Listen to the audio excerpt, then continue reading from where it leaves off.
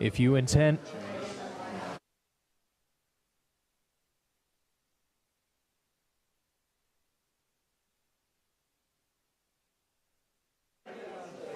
If you intend to speak tonight, please fill out a speaker card.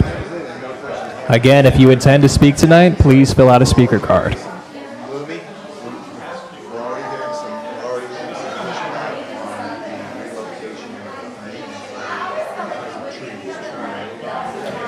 Again, if you intend to speak tonight, please fill out a card.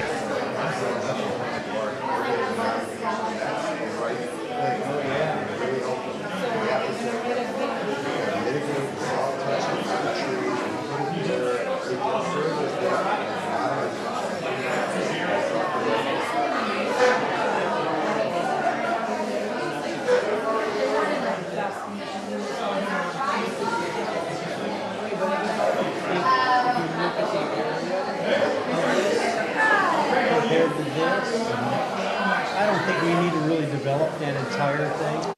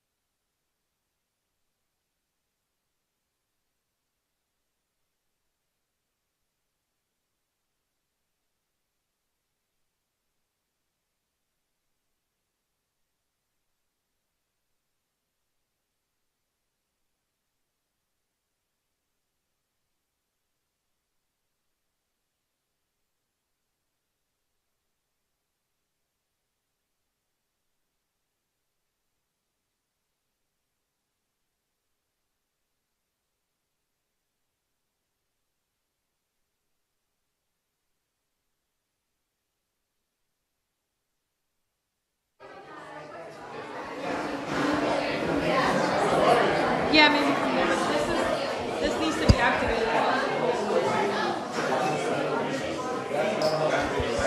Hello, everyone. Where do we go with our little cards? Check, check.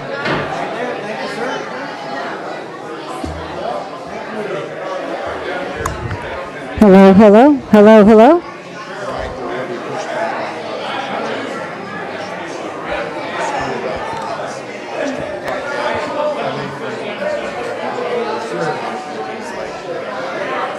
Hello, hello, can everybody hear me?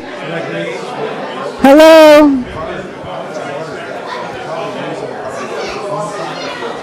Hello? Hello? Hi, everyone. Good evening, everyone. Good evening, everyone. Can everyone take a seat, please? We'd like to start the meeting.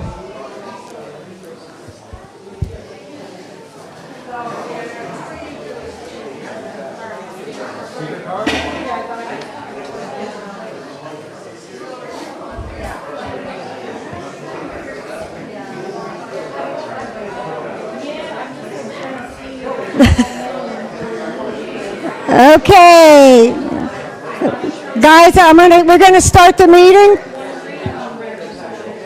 No, I'm good. Okay. All right, wonderful, great turnout tonight. Thank you for coming. My name is Maria Bajati. I am the director here of Founders Park. This meeting tonight, it's two different meetings. The first part of the meeting is the future master plan, the draft master plan for Founders Park. So this is the first part of the meeting. The second part of the meeting will be on the high school baseball field. So please give our consultants, Miller and Legg, the courtesy and the time for them to display the future plans for Founders Park. And this is an interactive workshop. They are going to get everyone involved, get your input. That's what this meeting is about. The second part of the meeting, again, is for Carl Shores High School baseball field. Okay? Founders Park baseball field, sorry. So, again, please give this group courtesy, and I'm excited about the plans here. They've worked very hard on it, and they're going to take you from the beginning of when it started to the point where we're at now and where we're going to move in the future. So thank you, and here we go.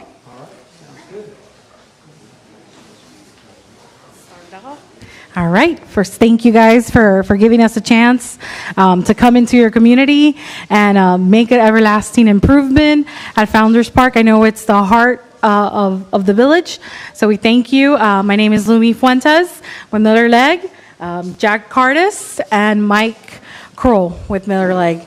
Here's our president of our company, and Jack is our senior recreation planner, has served in Miami-Dade County as Parks and Recreation Director for over just 30 years, maybe? 36 years. So you are in good hands with that. And thank you for seeing some familiar faces and some new ones here today.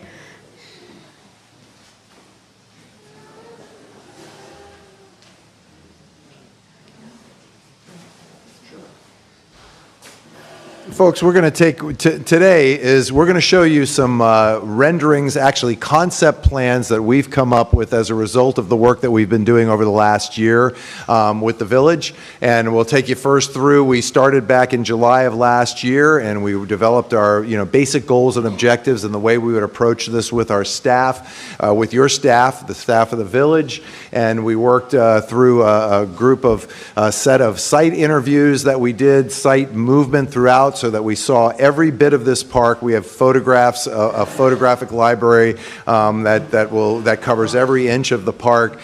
We went and continued visioning workshops with public in the months of November and December. The surveys went out between December and February. We got those results back in March.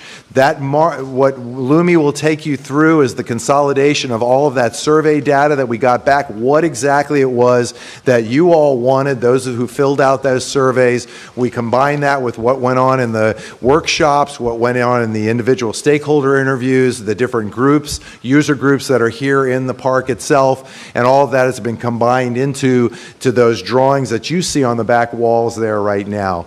So, and right now this is the draft stage, so what you're going to be looking at today, we need your feedback based on what you're seeing there.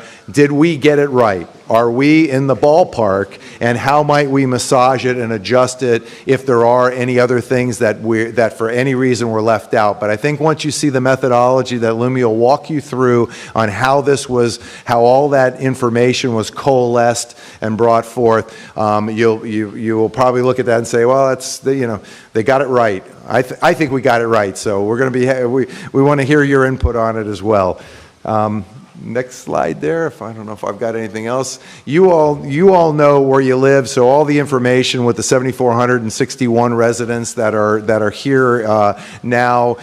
There is not a significant increase in residents through 2040, with only another roughly 500 or so residents expected to take up, begin to live here. So this information and this is the park that you have come to know and love. And I got to tell you, after serving as many years as I have in the industry, I have very seldom do I find a park that has able to accommodate as many uses in a 40-acre footprint as what you've been able to do here. So I give the village, we give the village a hats off for a well-designed park. There's not a lot of things that can be done with the existing acreage. It's more about cleaning up, smartly allocating space according to current use patterns and looking at it through a window of the next 10 to 15 years of use, and what can ultimately the village afford, and how can we move that forward in an implementation plan.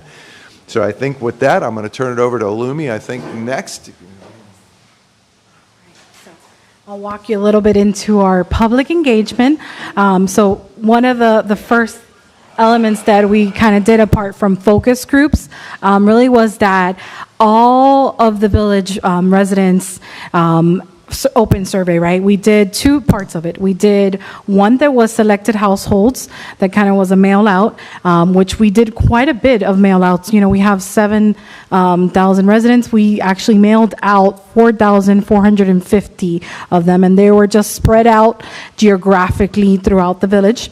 And out of that, we actually got, and then we, after that 2 weeks, we opened it to every resident to be able to give their feedback. So we got 860 of that. Well, you might think it's not that much, but it's actually 12% of your population.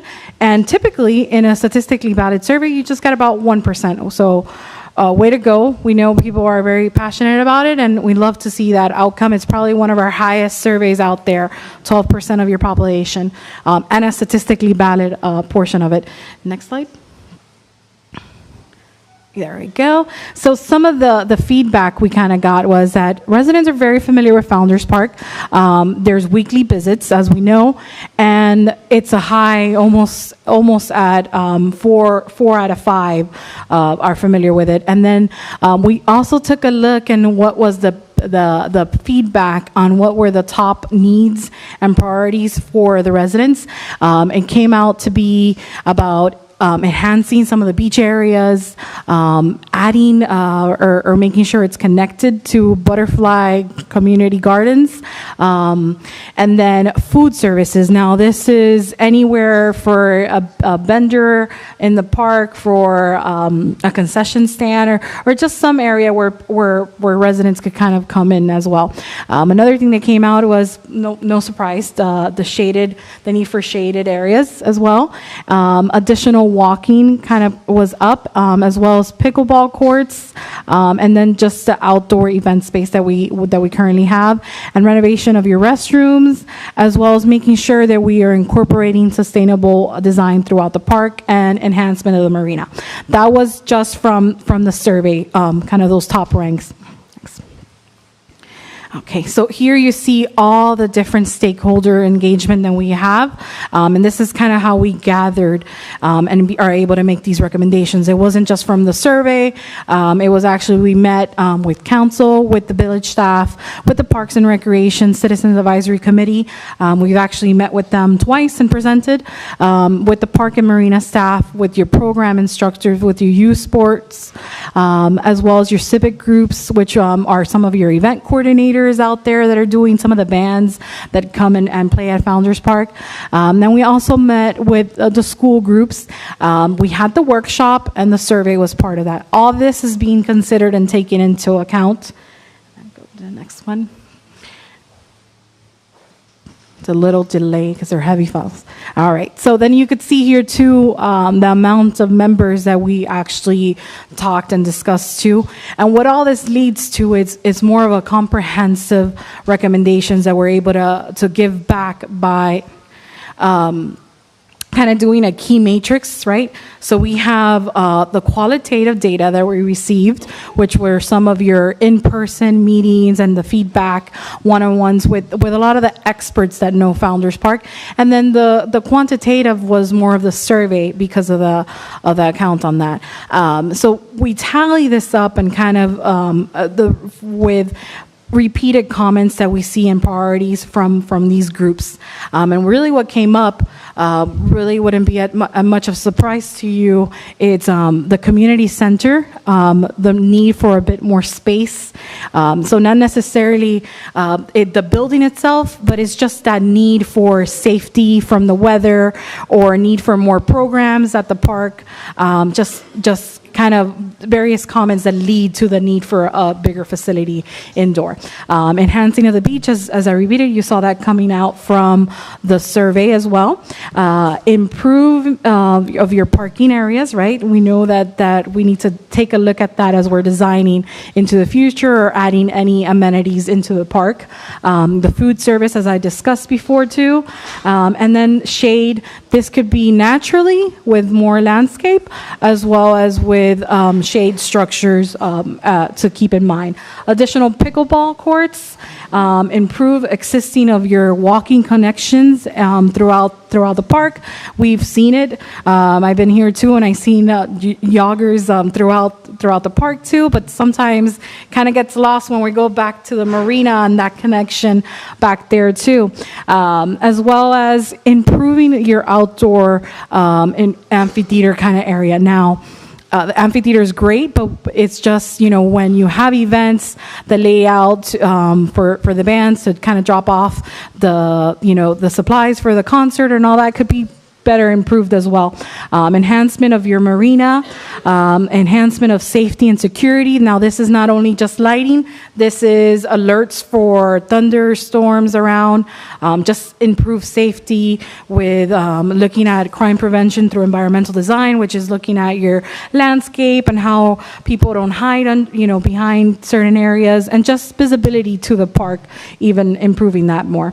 Improvement of your fitness areas or looking at where to relocate some of these. Improvement of your maintenance area and storage.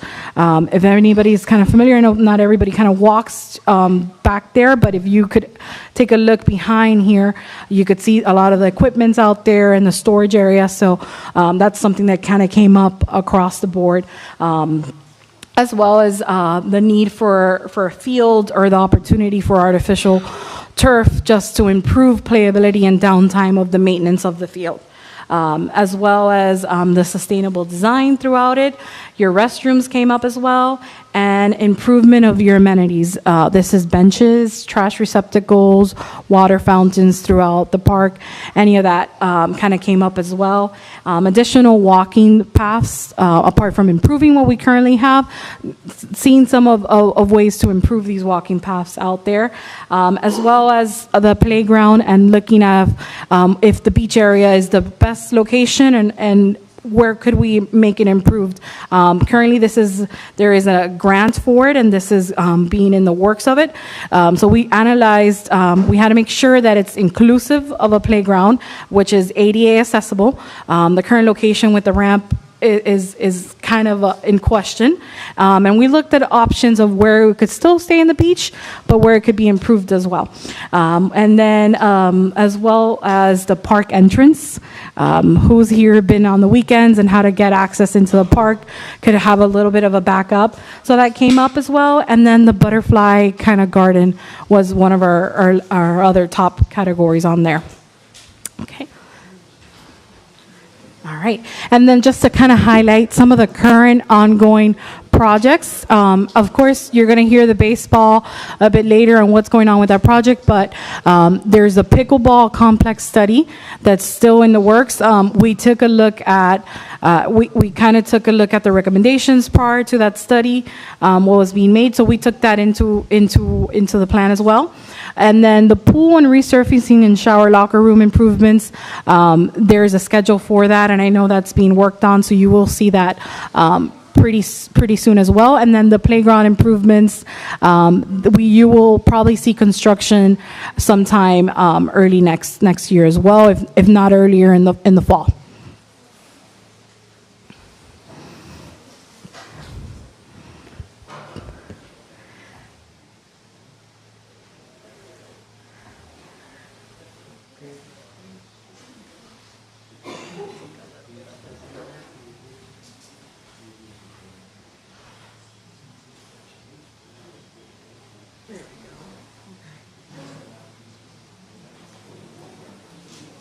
So we'll just kind of walk you through the overall concept, and you guys could get a clear vision on the boards. There's the actual map on the walls as well, which will have an activity for it. But I'll walk you through it a little bit. And I wish I could walk. No, it went. It went ahead. Oh, it's going ahead.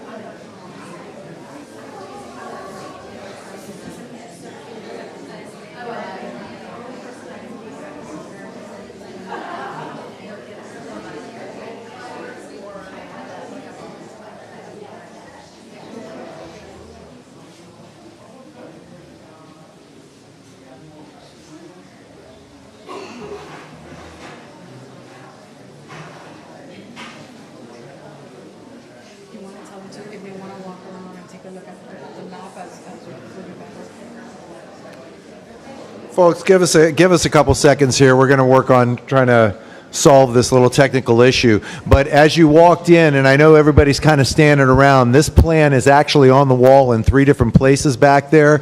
So we want to make sure that you get a chance to take a look at it. We don't want to get you all out of your seat yet until we can correct this, but you will see all of the changes that are proposed on there. And there are comment cards that are on the table here with pens. Feel free to please mark down if you see something that you question or that you would like either more clarification on or you think ought to be changed. Please put that in that comment box as well, so we have a record of all of that.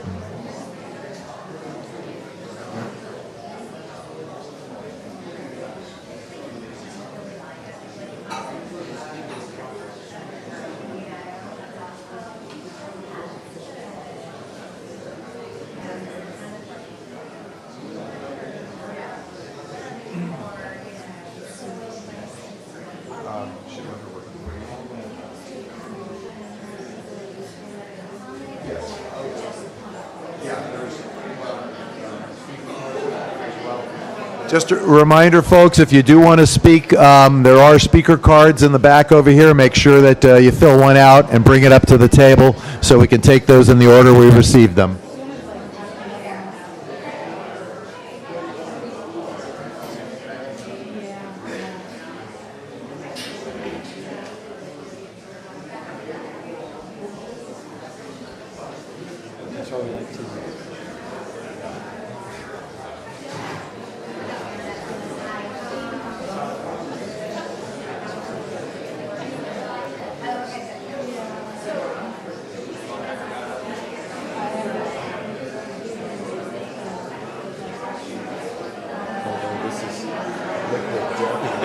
Yeah, exactly. It doesn't want to share. It's the Zoom. It's just like.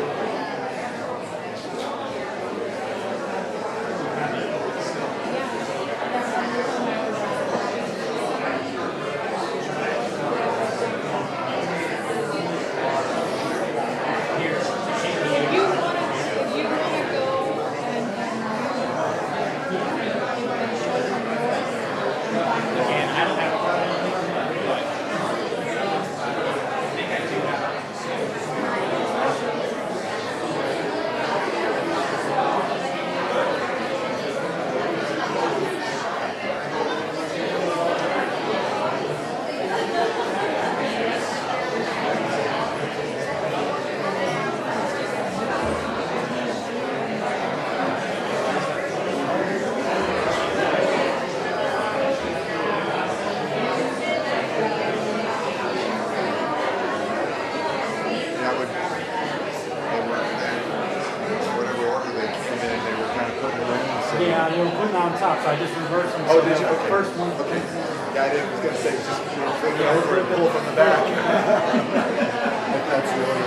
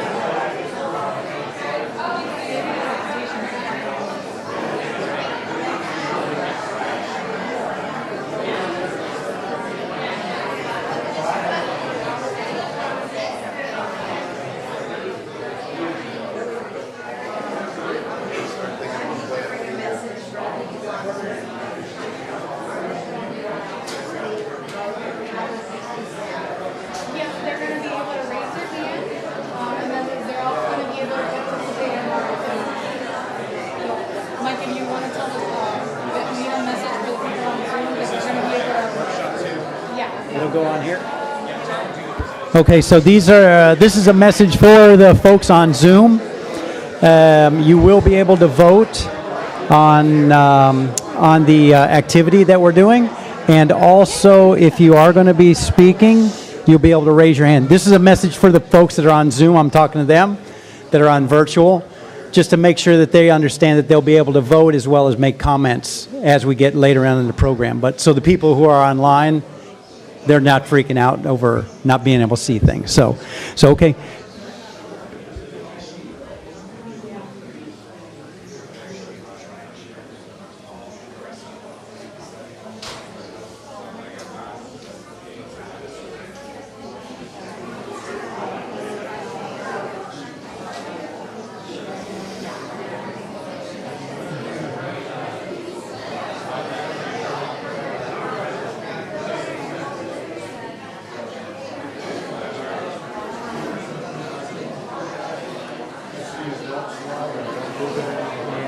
We can get ours out that we set a while back with like exciting base. Yeah, I mean, it should work now.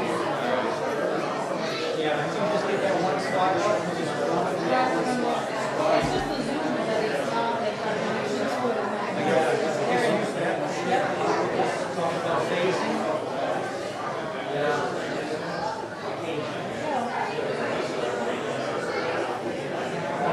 we could do it.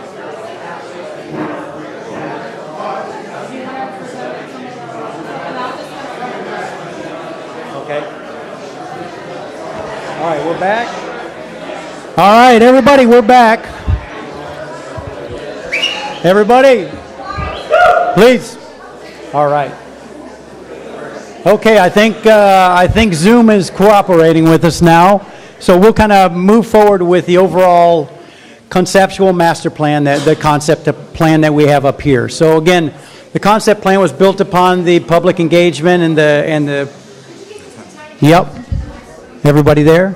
Okay. Better? All right. So again, this is the master plan that we've developed at this point, the concept master plan, and this is what we want you to give your input on, your thoughts on, and such like that. Okay? So primarily there, we talked about some things, some priorities that we addressed from the public outreach and the stakeholder engagement. Improvements of the 2 entries to the park, the main entry as well as the secondary entry. Those are going to be 2 significant improvements, and we're going to run through each of these step by step, just so you can see that. An improvement of the large playfield on the northeast portion of the project there, and that really is proposed to be artificial turf to allow for greater flexibility of play and more consistent play. We are also moving, and maybe Jackie, can you get up there maybe and point to some of those things? Maybe that might help them out a little bit. So the improvement of the big, large, multi-purpose field area there. Another huge improvement will be with the addition of new basketball as well as pickleball facilities down in this area right here, and also sand volleyball courts would be in that area. Another big thing that was brought up and high priority was improvement to the beach area. So that is the beach area there, and actually enhancing and enlarging the actual beach component of that, and relocating the playground from where it is on the in the beach area into that shaded area where the current sand volleyball court is. Oh, there you go. I see a little cursor going there. Okay. Another thing is the efficiency and safety of the operation of the marina and circulation of trailers and such to the marina. What we're proposing is that the marina access would be that secondary access there. The trailers would then run around from there through the marina area and then back into the boat ramp.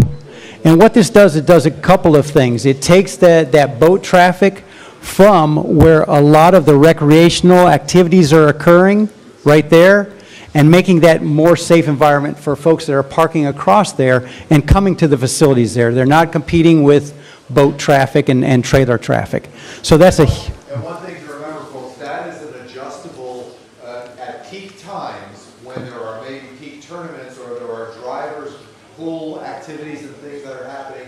That's when that time it can be used. It doesn't have to always be in this way. It can be utilized when there is a normal way. Signage control can be out here. It gives us the option. It also gives the option for exiting as well, so you're not bringing traffic back around and through these areas as well. correct. So it's a flexibility issue of building that in as well. Sorry. Right, no problem. Great points.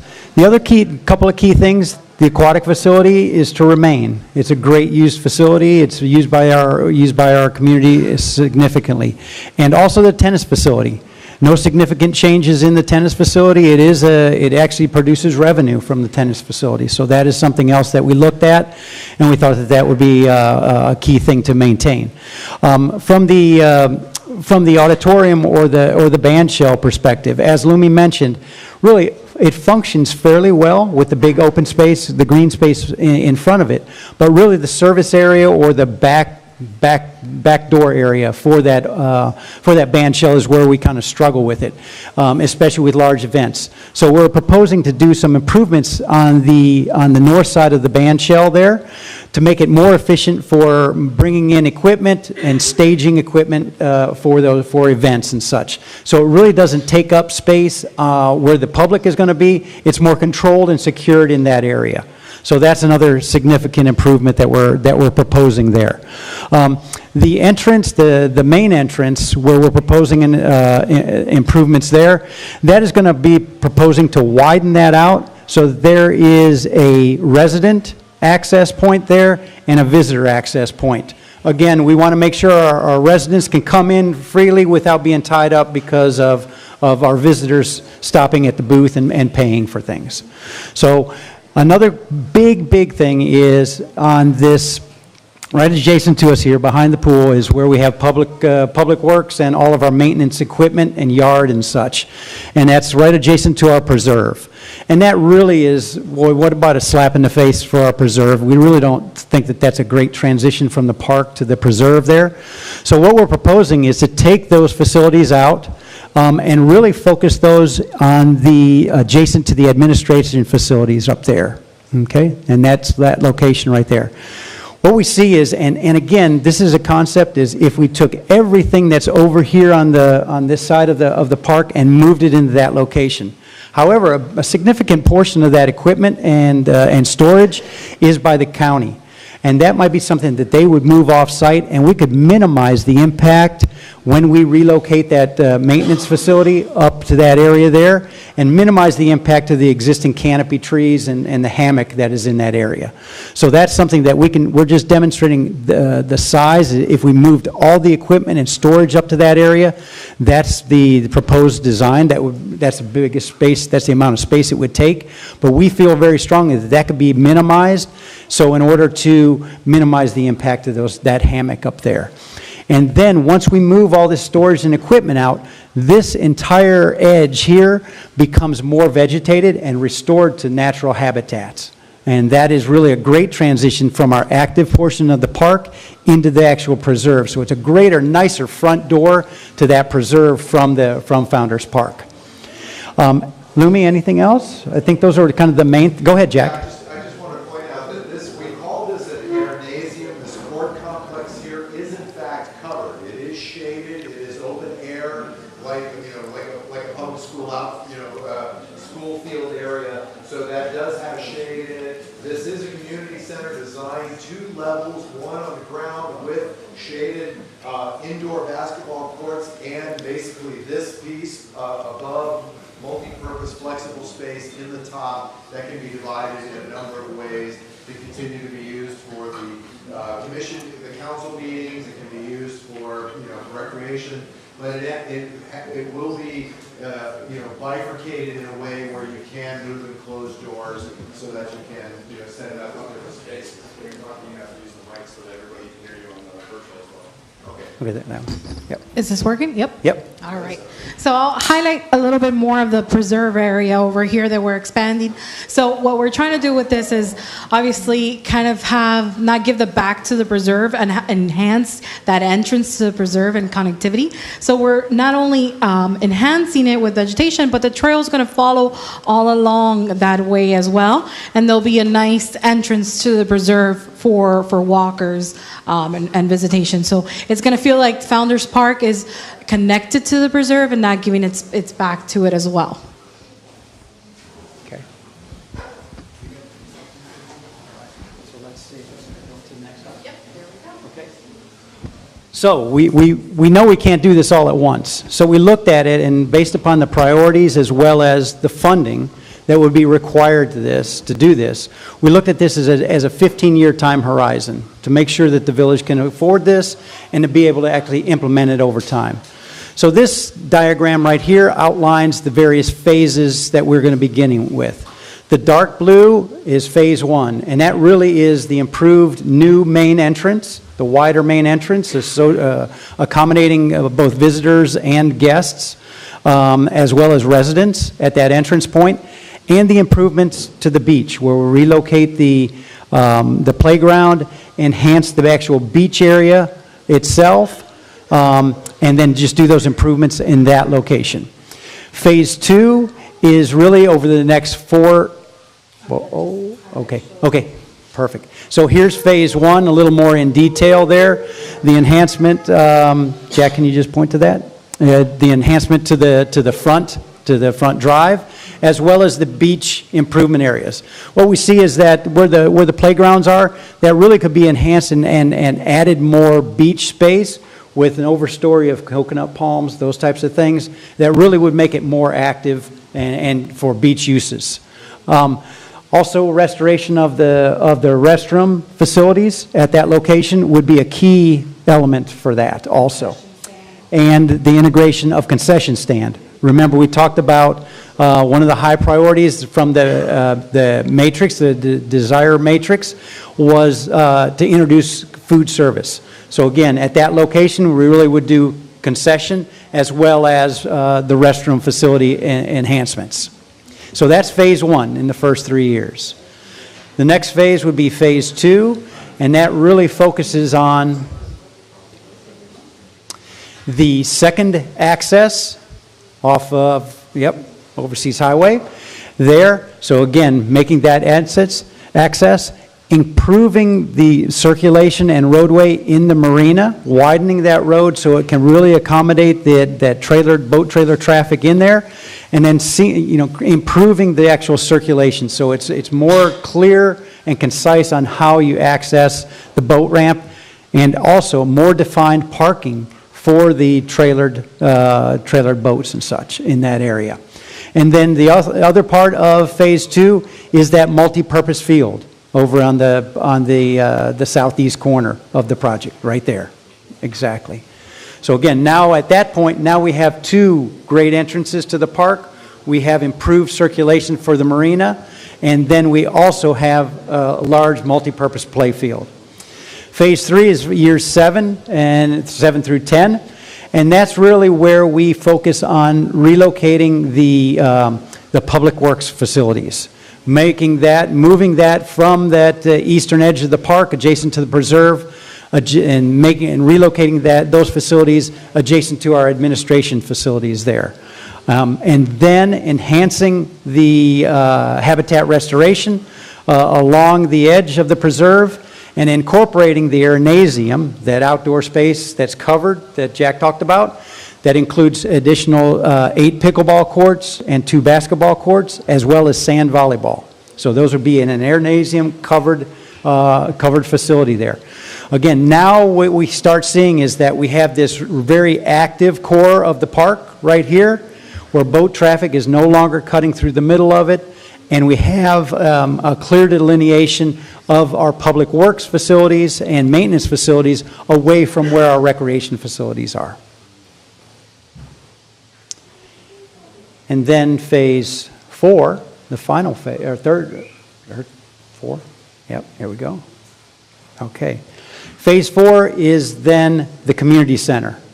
That is the redevelopment of the community center where it is, that 2-story facility, first floor, indoor gymnasium, second floor, multi-purpose uses, council chamber, as well as multi-purpose meeting rooms and activity rooms, and then a formal, parking area associated with that. So those will be the implementation of how we get there over the next 10 to 15 years and how we implement that. So again, this just kind of outlines, that implementation plan in writing, those improvements, those specific improvements there. And then probably the most important thing is, how much does all this cost? So we looked at that. At the end of this plan, implementing this plan over time, it would be about almost $80 million.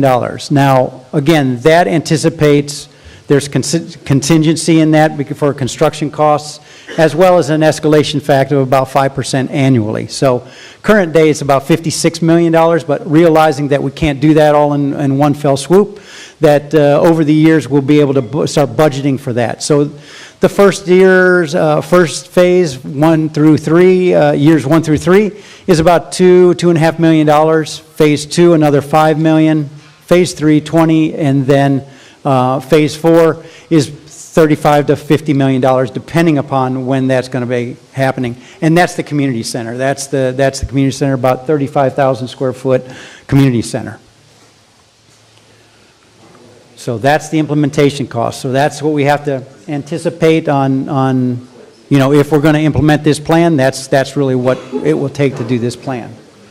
So now the next thing that we're going to do is we are going to do an activity.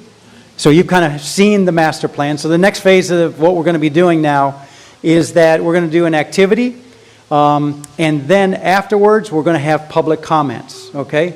So first thing is if anybody who wants to speak, please fill out a speaker card and put it in the bowl right here, and we're going to pull your name, and you'll be able to speak.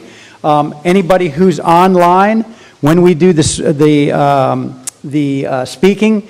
If you could just raise your hand at that point, not now, but you'll be able to raise your hand at that point. We'll recognize you and be able to call you, and you can make your comments online. And there's a poll online as well that we're just going to send you a link so you can participate in the activity as well as if you were here. Okay? All right, so give me 1 second. We're going to hand out, you're going to have a green dot and a red dot. We're going to hand them out. There's 3 boards on the back of it. Please select one of the 3 ones and kind of line up, allowing everyone to take a turn and putting their dots. There's also comment cards, so you could kind of write which was your least favorite and the reasoning behind it as well. So you put your green dot on the improvement that you like the most. So what you like about the master plan the most, put your green dot on that. The thing you like the least, put your red dot on that. Physically put it on that thing on the park. Yes? Did I hear her correctly that this is available to do online also? Yes, it is. Is it just for people who are listening now, or just any old person, everybody, like tomorrow night? No, at this time, right now. Yeah, right now. Yes, absolutely. Okay, so you're going to be getting a green dot and a red dot. As soon as you get those, you can go to the boards, put those dots on where you feel your favorite and least favorite is. On the comment card, right on there, this is, I don't like this, I do like this. Put that on, and please either hand it back to us or put it in the box.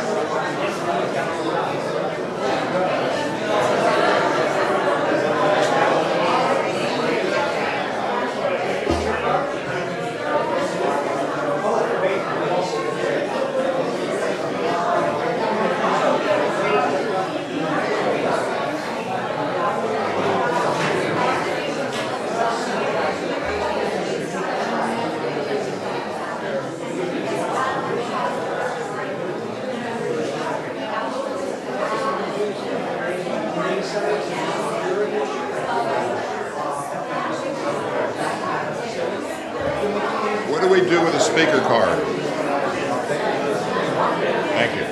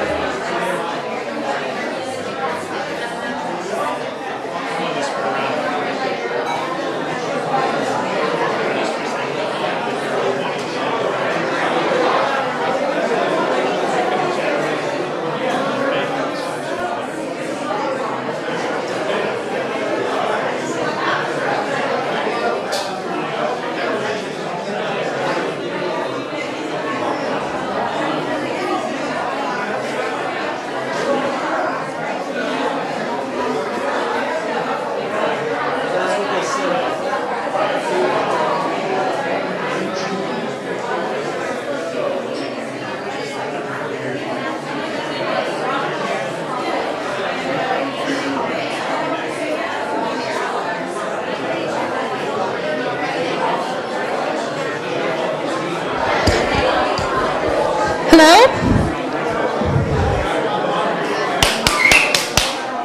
All right. I'm going to have comment cards specifically for your least favorite. And if you want to leave a comment on why is your least favorite. Nobody can hear me? Hello? There we go. All right. I'm going to have up here comment cards, not for your least favorite. If you guys want to fill that out and give us some input of why it's your least favorite element or something that you want to change in the plan, I'm going to hand them over to you now. And there's pens up front as well. Thank you, guys. That is for speaker cards? I got it.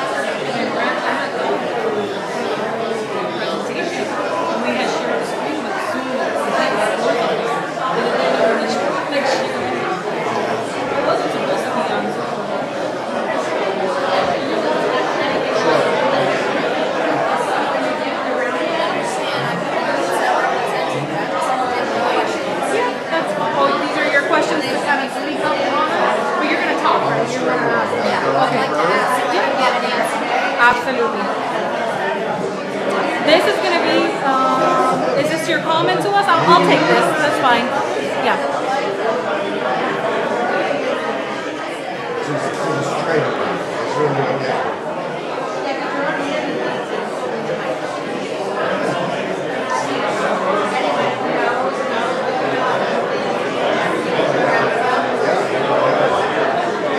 Very good.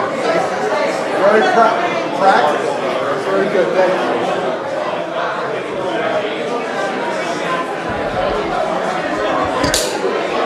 All right. So,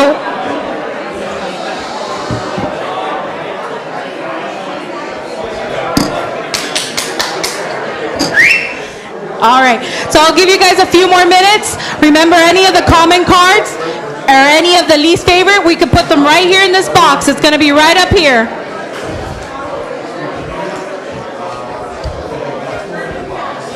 I'll give you that one. There we go. Usually works for me if I start singing jingle bells. Jingle bells? Okay, I'll start.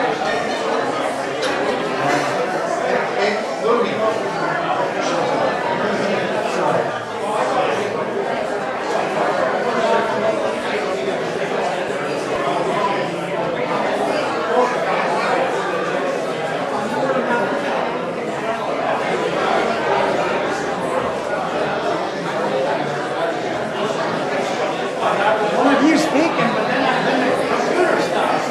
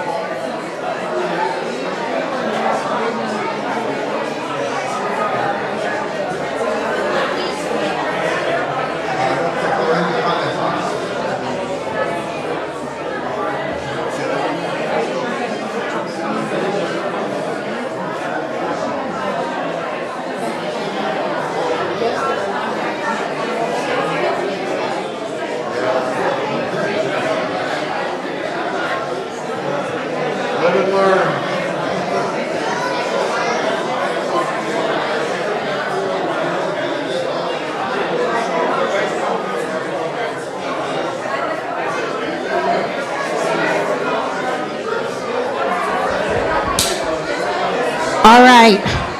I'm going to start singing Jingle Bells. That's what they somebody said if I start singing Jingle Bells, you guys will pay attention. There you go. Karaoke night. All right. So if you guys you whistle? Okay. Thank you, sir.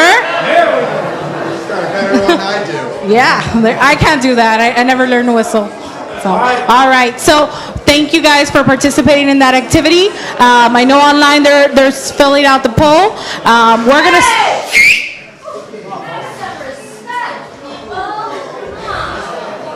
All right. Thank you for that. All right. So we're going to go and start kind of with some comments. Really with speakers, we're going to start calling a couple names. Online, if you could please raise your hand. And Frank is going to assist us to unmute our online participants to speak first. And then we'll go with everybody in the room as well. So thank you on that. Is Frank good to go? All right. So we're having a 3-minute limit, just like your regular your council meetings. And just, if you go over time, just allow for everyone to speak at that time. There's got to be at least 25 speaker cards in here, so please, if you could be as brief and succinct as possible, so we don't need to use all 3. Doesn't mean you have to use the 3 minutes. So anyway, first speaker is Barry Ray. Is Barry Ray here? All right. This is literally what they call the leadoff batter, huh? Yes, sir. All right. Well, we're not even getting to the baseball stuff yet. All right. So first, I have some kind of questions, suggestions. I think there's a lot that we want to consider as variables. All right. I've chatted with a few people around the room. There's a lot of good ideas. There's a lot of out-of-the-box ideas that I think we may want to consider. Number one, I don't think you're going to find a lot of love for AstroTurf in this room. All right? We grow grass really well down here. We grow everything very well down here. And I think the return on the investment of putting in AstroTurf will never happen, because by the time you consider all the maintenance of that, when you have to replace it, you'll just never catch up. It's much less expensive to have grass. And it's much softer on the kids. I've gotten AstroTurf burns when I was young. It's not pleasant. You don't do that on grass. You get grass stain. All right? We get more impact injuries too. Overall, it's very unattractive. As far as the rearranging of the main athletic field, probably some merits to that. I'm not a real big fan of the new landscaping that would go between the preserved area of the park. And that in itself is a consternation, because the original village council didn't understand when they took a grant that said you have to use it as a passive park, they actually meant it. And so that will always be a passive park. We don't need more landscaping. We need utility out of the areas that we do have cleared. So we want to reconsider that. Whatever's going in the, as far as putting the volleyball courts, the sand volleyball court over by the athletic fields, I still feel like it's probably more appropriate over at the beach.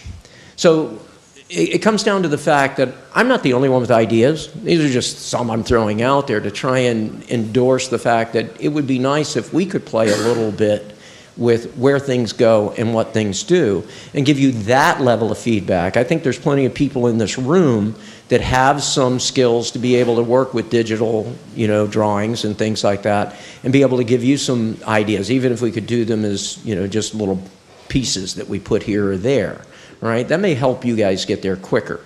And, I think there's going to be a lot of ideas. Obviously the baseball issue comes later in this meeting, and it's going to have its own, controversies.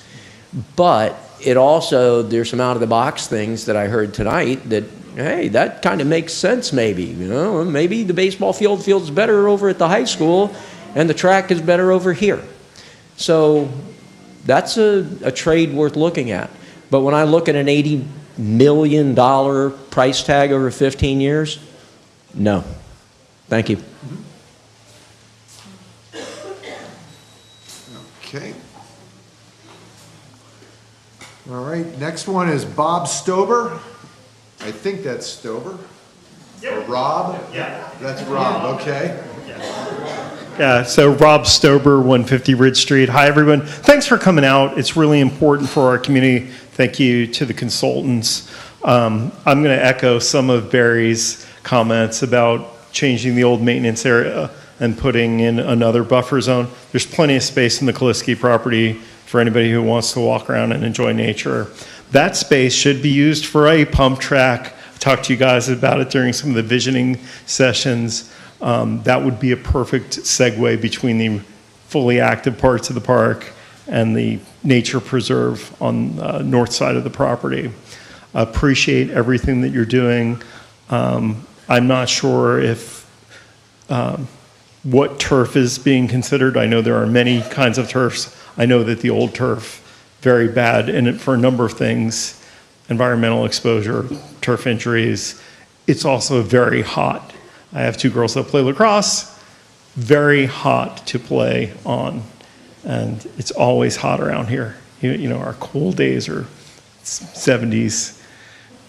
During any other time, 90, it's 20 degrees hotter on the turf, and it's a lot harder for the athletes to play on. So consider a pump track. I think I sent you the video of the one in Miami Beach at Hallover. Since we've talked last, West Palm Beach has added one. Doral has added one. You can fit a lot of active space into doesn't have to be linear, it could be curved around a corner. It doesn't cost a lot. The District Advisory Council allocated $492,000 this afternoon for the resurfacing the pool. That's tourist dollars paying for the things that we appreciate, and it's not coming out of your taxes. So things that are like that can be funded from tourist dollars. So thanks for your time. Thank you for everyone being patient. What did you say, a pump track? A pump track, yes. Send me an email, rstober@hlylaw.com. I will say it's a wheeled playground. It is not a skate park. I've seen 80-year-old people on bicycles do it, 2-year-old kids on scooters. It can be done on roller skates. It is not a skate park. Do never use those words with me. It's a wheeled playground. It's called a pump track. You guys know how to get in touch with me. I'll send you a video. Thank you. Thank you. Okay, we got John. I want to say, is it Ween or Weir? Weir. Okay. It's one of the good things, learning to read the handwriting. You won't be able to read it. Good evening, and thank you for being here. My name is John Weir. I am on the Parks and Rec Committee, although I would emphasize I'm speaking for myself and not on behalf of the entire committee. I am a retired pediatrician. There has been a lot of talk, and I'm speaking directly to the ball field renovation, and I would first say that I'm wholeheartedly in favor of it. I endorse everything that's been recommended for our ball field as an enhanced opportunity for our young people to have a safe place to play. And I would like to speak to 2 specific aspects that have been brought up during the past 2 years to try and correct some of the misconceptions that are circulating around the community. The first is the rate of injury. You will hear people say that there's a higher rate of injury on artificial turf.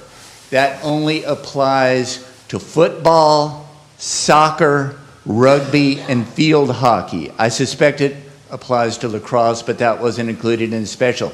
It depends less on the type of turf and more on the type of cleat. This is a soccer cleat. It is different from a baseball cleat. There is absolutely no evidence to suggest that the rate of injury in a baseball outfield is going to be higher on artificial turf than it would be on natural turf. So I would strongly encourage you to endorse the concept of the artificial turf for the baseball field.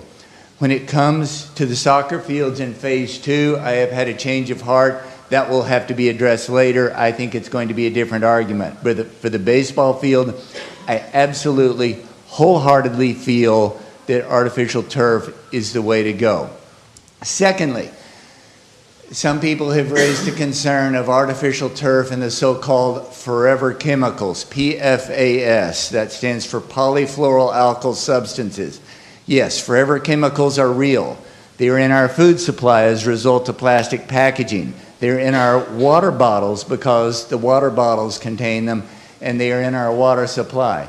There is currently no hard evidence whatsoever that playing on a field with artificial turf increases your risk of exposure or absorption of polyfluoroalkyl substances, forever chemicals. So I don't think that's a significant factor. And contrary to what some people have been saying, the state of California did not mandate that people tear up their yards. They simply gave communities the opportunity, and it does not apply to ball fields. I feel that artificial turf is far and away the best solution for the ball field, and the soccer field will need a different discussion. Thank you. Thank you. Okay, and I think Captain Ed next, so we'll hear a differing opinion.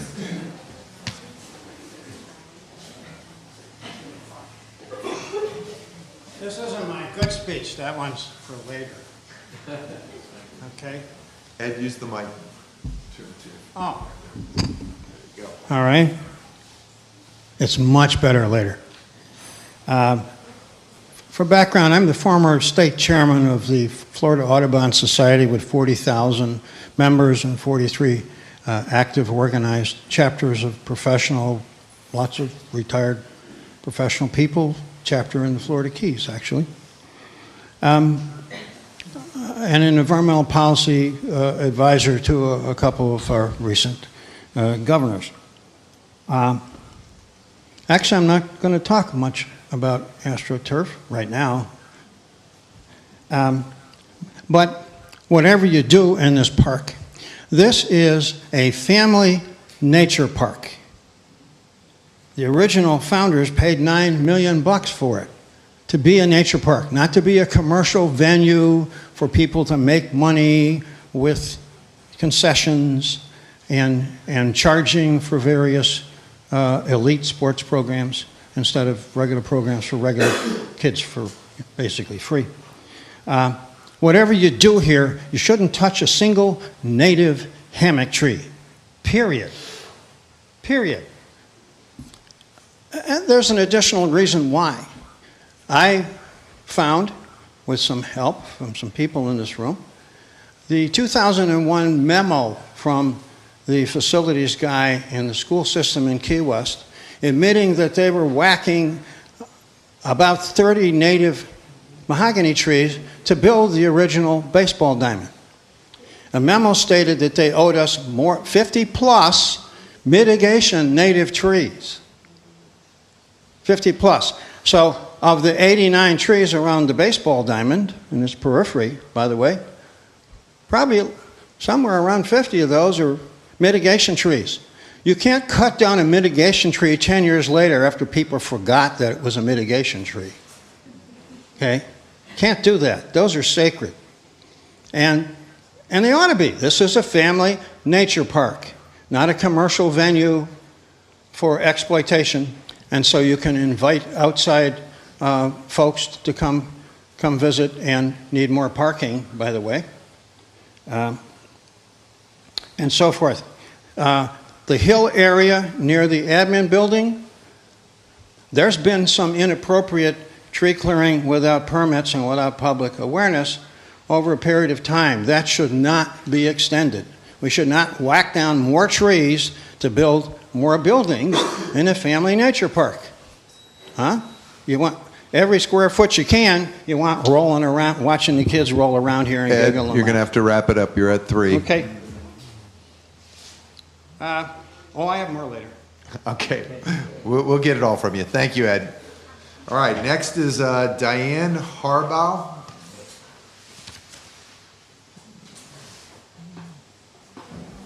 Good evening. First off, I'd like to thank you for all your hard work.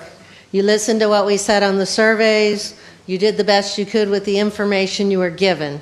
And sometimes that's really hard because you're given information and then you find out not everybody agrees with that information. So you've done a really good job, in my opinion. I put a red dot on the second entrance. It's not my favorite thing.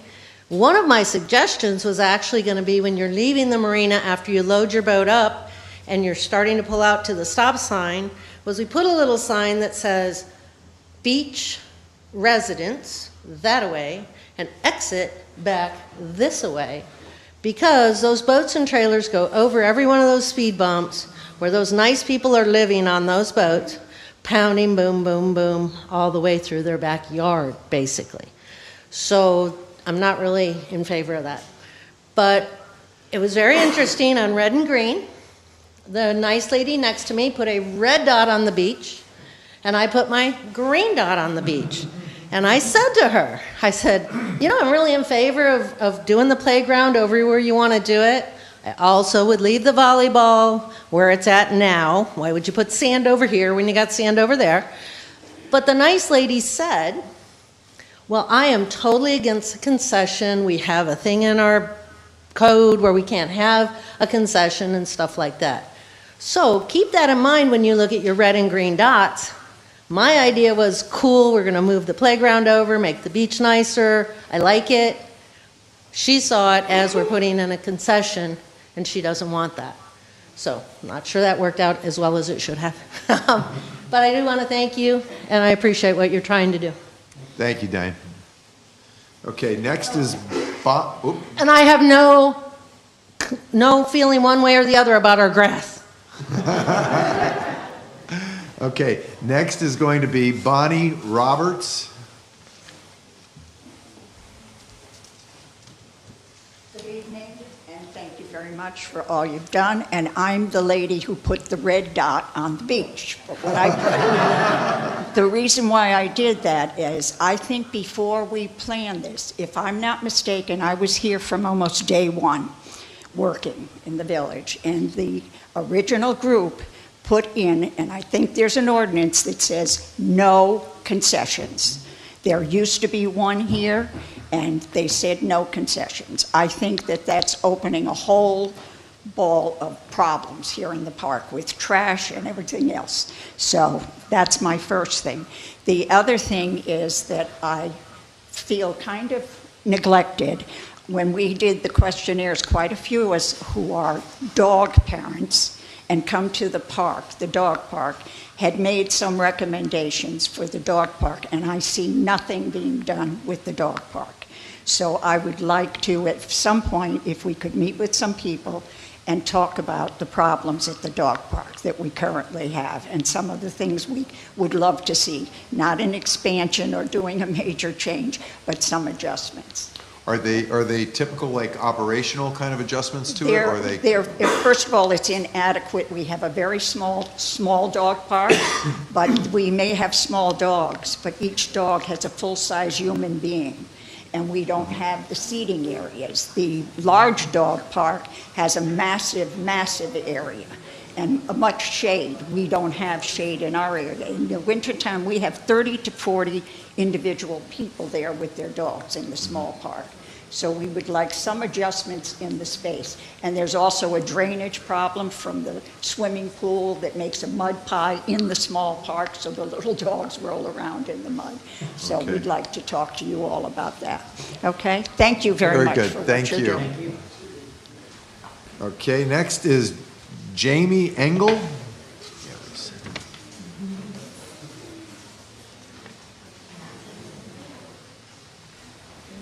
Hello. First, thank you for everything you did. I think you listened really well. You put together a great plan. The concession stand is a no-go for me. The synthetic grass is totally a no-go for me. And will say that I'm very upset that for some reason we're looking at this meeting as a master plan and a baseball meeting. The baseball field belongs to Founders Park, to the people who own this park. So I have no idea who told you to leave out the baseball field or the marina for that matter, because that is all encompassed. It's our community park. And I know we're going to talk about the baseball later on, and I just came from the school board meeting and gave my opinion on it over there. And my opinion on it really truly is, I think since that baseball field is on Village of Islamorada property, we pay taxes on it, that the Village of Islamorada is responsible for tearing that out, redoing the entire thing in natural grass, bringing it back to where it was 20 years ago, when the original baseball license agreement was signed, that field was perfect. And that agreement basically says that the village is responsible for 58% of it, and the school district is responsible for the other portion. School district gets it from January 15th through May 31st, and the village is responsible for it for the rest of the year. So that is our park. So there is a total solution to all of this if we were to have you redo or add in what the cost of replacing that entire field and making it so that it works for Florida high school standards for athletic fields, which it should be. Our kids deserve that. They absolutely deserve that. But the minute we allow the school board to put one shovel and one dime in that ground, it no longer is a community park.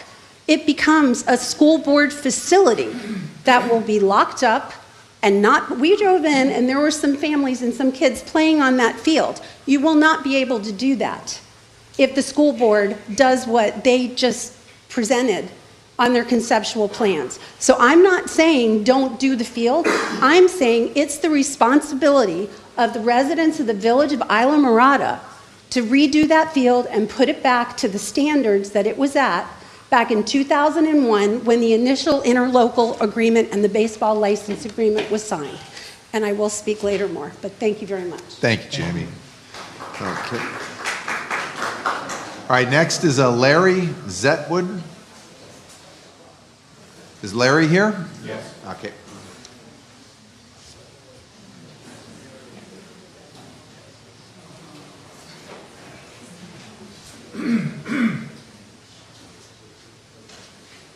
I'd like to thank you guys for the work you put in there.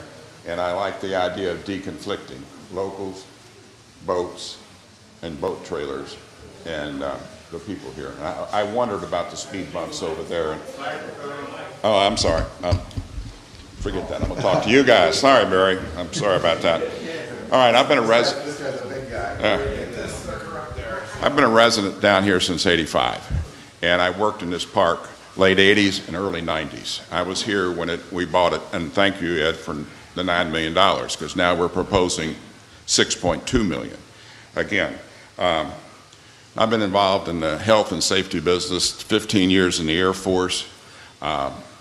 I was a diving safety person here a long time, so I try to prevent things before they happen. And 3 generations of my family have used this park. My concern with the master plan is losing green space. We're going to lose 103,000 feet of grass. And we have a planet that's warming up. And I live down here. I just had to pour $11,000 worth of concrete because the water's coming across my dock. And so people say it's whatever. And I'm not, I don't want to get into that. But we had a pediatrician say there's a difference. Well, the American Academy of Pediatricians discourages installation of AstroTurf over grass, especially concerning children and teenagers. Anybody who's been into my CPR classes, you know, I say, adults, they can be stupid, that's okay, but we got to take care of our kids. Now, the person who did that has delivered the most babies down there. That's Dr. Zuba. That's what he said. He is against the baseball field.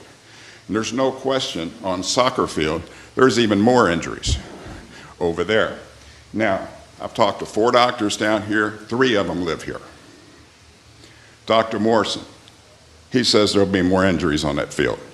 Dr. Morrison is the director of our medical program with the fire department. Anybody know Derek Paul? All right, he's an orthoped down here. He's a consultant orthoped for the Baltimore Orioles.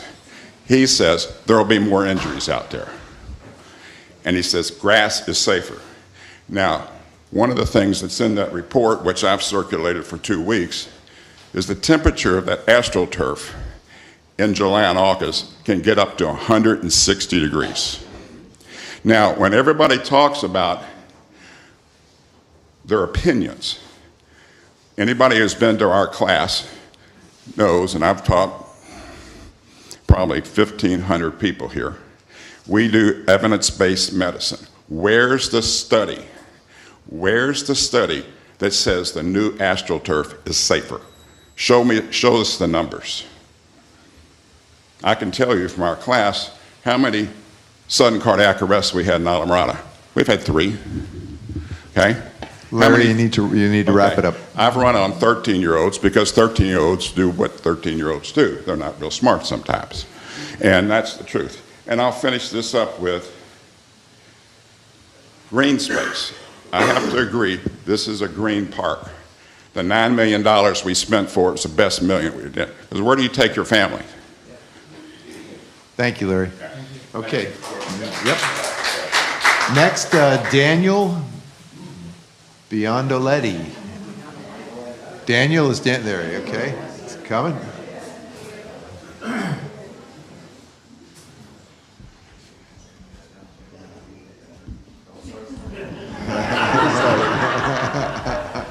Hello.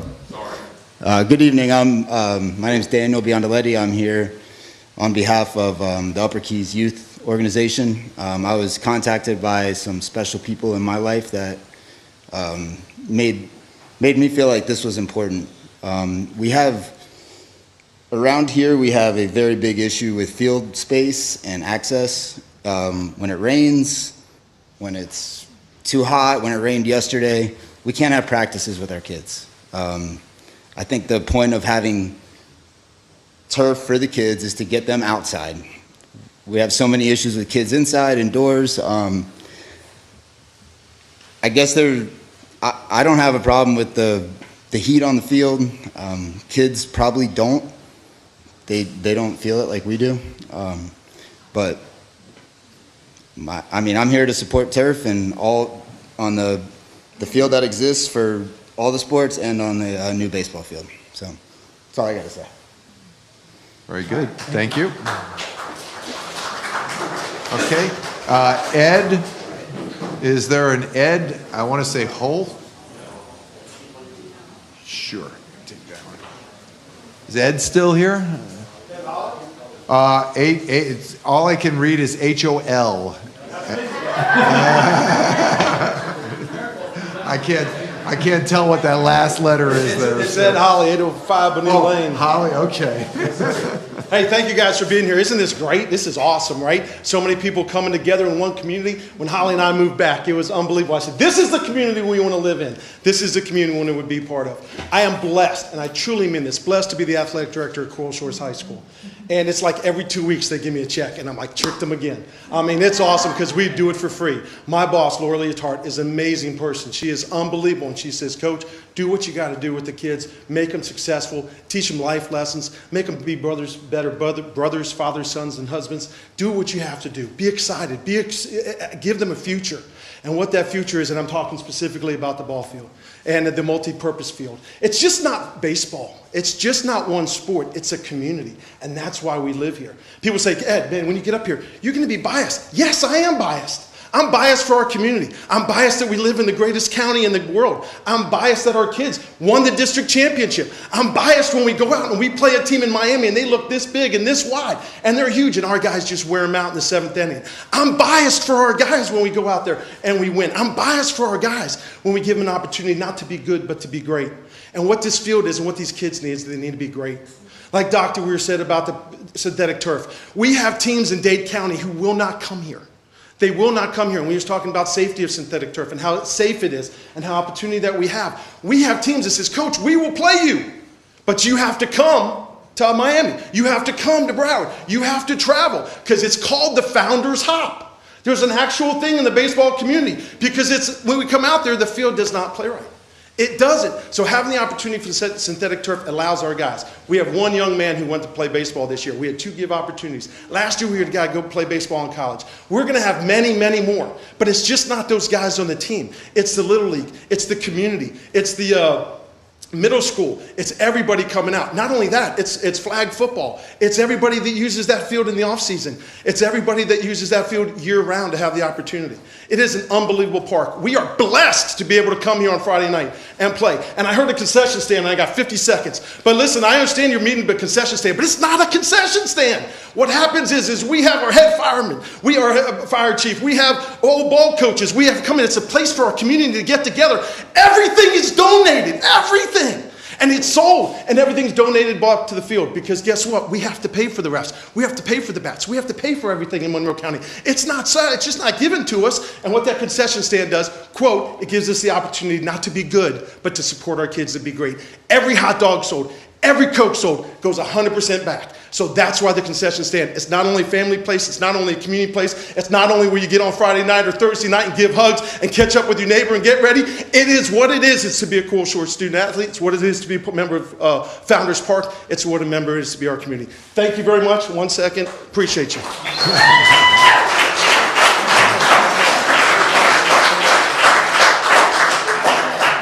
Okay, we have Tony Hammond.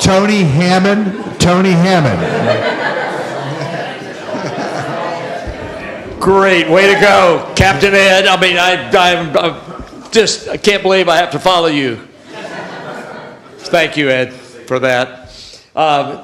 So as many of you know, I've been involved in baseball, grew up playing baseball down here, coached at Coral Shores in 1972, then I coached Island Christian School from 1975 when we first started a team until the end of the school. And I thought I was retired, and then Coach Russell and Coach Hawley called me 2 years ago and said, by the way, would you consider being our head coach again? So I was the head coach year before last. This last year I was the assistant coach. We've had great programs, great teams. The kids this is a great group of kids. As Coach Hawley said, I can't stress that enough. We had 4 baseball players in the last 2 years go off and play collegiate ball. And that just speaks to the level of the program.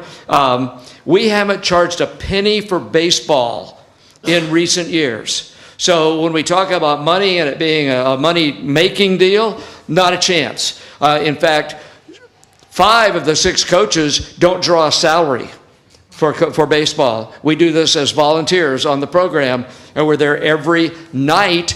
Emphasize, we're there every night, not during the day. Our games are played at night. Most of our games, most of our activities at Founders are being played after school in the evenings. A lot of what our opponents have said is old information. We're not using AstroTurf. That's an old term.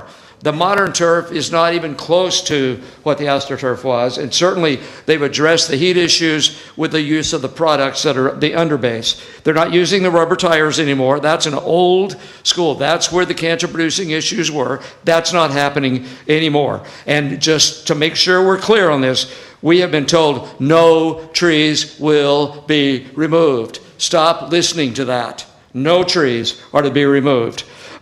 You're going to hear the opponent say, how can we spend $5 million for 18 kids? We're not spending $5 million for 18 kids. There are 250 kids just in T-ball and up through Little League right now. 250. And that doesn't include all the other sports that our kids are involved in. My grandkids will benefit. Your grandson's benefiting already. And I love watching what's taking place here within the program.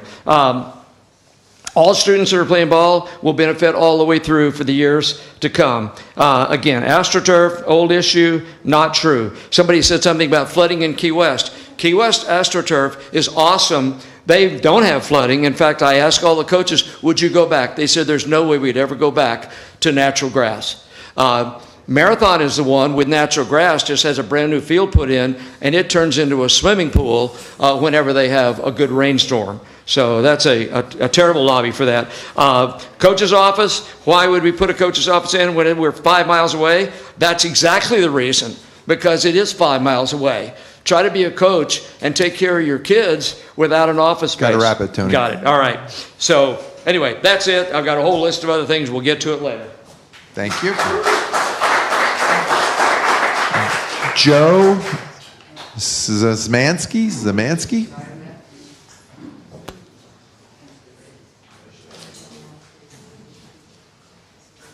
Hey guys, my name is Joe Szymanski. I'm the head baseball coach at Coral Shores High School. It's hard to follow those two guys right there, all the years of experience and stuff they have. But I want to lay like the safety issue. We talked a lot about the safety for the kids. I've been coaching a long time, and that's probably the worst baseball field I've ever coached on as a head coach, hands down, without a doubt. If something's not done, especially outfield, all the holes being dug by iguanas, some kid's going to blow out a knee, somebody's going to break an ankle, and you're going to have a lawsuit on your hands. Talking about the turf nowadays, it's not as hot. They use it, baseball and football fields throughout the country, 68% of all fields in the country are now turf, not AstroTurf. It's not AstroTurf. But it is safer for baseball to be on turf than grass. And other sports, it might be a little more dangerous. Baseball, it's safer. When you talk about the chemicals, the harmful chemicals, I can tell you right now, I'm an avid fisherman. I'm a hunter. I love the outdoors. Those pesticides and those fertilizers you spray on that field that are getting washed into our bay are far more worse than that turf you're putting on that field for these kids to play on. If you want to save the environment, get rid of the pesticides, get rid of the fertilizer, and put turf on that field. Nobody's talking about changing the footprint of the field right there. It's already there. Let's make it better. Let's have a place for our kids to play. Let's have a place for our kids to get seen by college scouts or pro scouts and go on to college. And whoever said about the school not letting the community use it, that field, it's there for the youth. It's there for everybody, once it's done or not. All right? It doesn't matter who spent the money on it. As long as I'm the coach there, it's going to be open for kids to play on. That's it, guys. Thanks.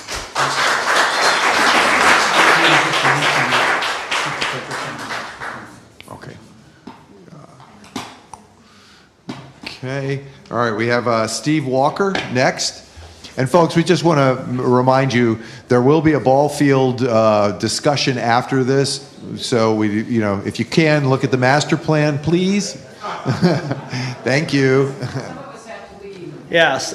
Guess what? I'm going to talk about baseball field. So, hey, listen, from a different perspective, all you have valid points, but no one's talked about umpiring and behind home plate. So, yeah, the older people recognize me. You, Jason, and Rich, and Tony Hammond, and all these guys that were baseball coaches back in the day. So I ran Middle Keys Umpires Association for 10 years. I haven't done it for 10 or 12 years. I don't even think that association exists any longer. But I got to tell you, the baseball field was in poor condition when I umped there. And they had good teams over the years. And I remember one time going to the coaches and saying, "You're not going to like this, but I'm going to go to FHSAA and tell them not to host or plan playoff games here because your facility is not safe." And this was a discussion 15 plus years ago. And I thought they'd look at me with horror going, "Oh my God, don't do that. This is a big game." And I'm like, "Well, no, really, I'm doing it for you because it's the right thing to do." There was, oh boy, I'm going to bring up a tree. There was always that big mahogany tree in left field where the branches hung over. And I'm like, "Guys, you got to trim that." "Oh God, trim a tree?" Well, yeah, it affected play. And guess what? They never did. So every game, I used to have to say, "Okay, if it's jacked out to left field and goes near the tree, I'm going to call it no play," even though it could have been a double, triple, and out or whatever. So I don't even know if that was ever addressed. But I went to Jeff Barrow, who was the facility manager, and I said, "Listen, you've got to fix this fence, and you've got to fix this thing over here because it's just not safe." Well, no response until I emailed the principal, the athletic director, and the superintendent of Keys Schools with very threatening letters saying, "Hey, I'm shutting this thing down." And they finally fixed it. So let's be adults here, and let's move forward and get in a new field. It has to be done. It just does. And I'm a big, huge baseball fan, and I'm telling you, there's not a college field anywhere that does grass anymore. They just don't. And you got to do it. Well, who cares about Georgia Bulldogs anyway? I mean, let's be honest. We're Florida fans here. Okay, so the point is this. It needs to be upgraded. That's my point. Play ball. Okay, thank you.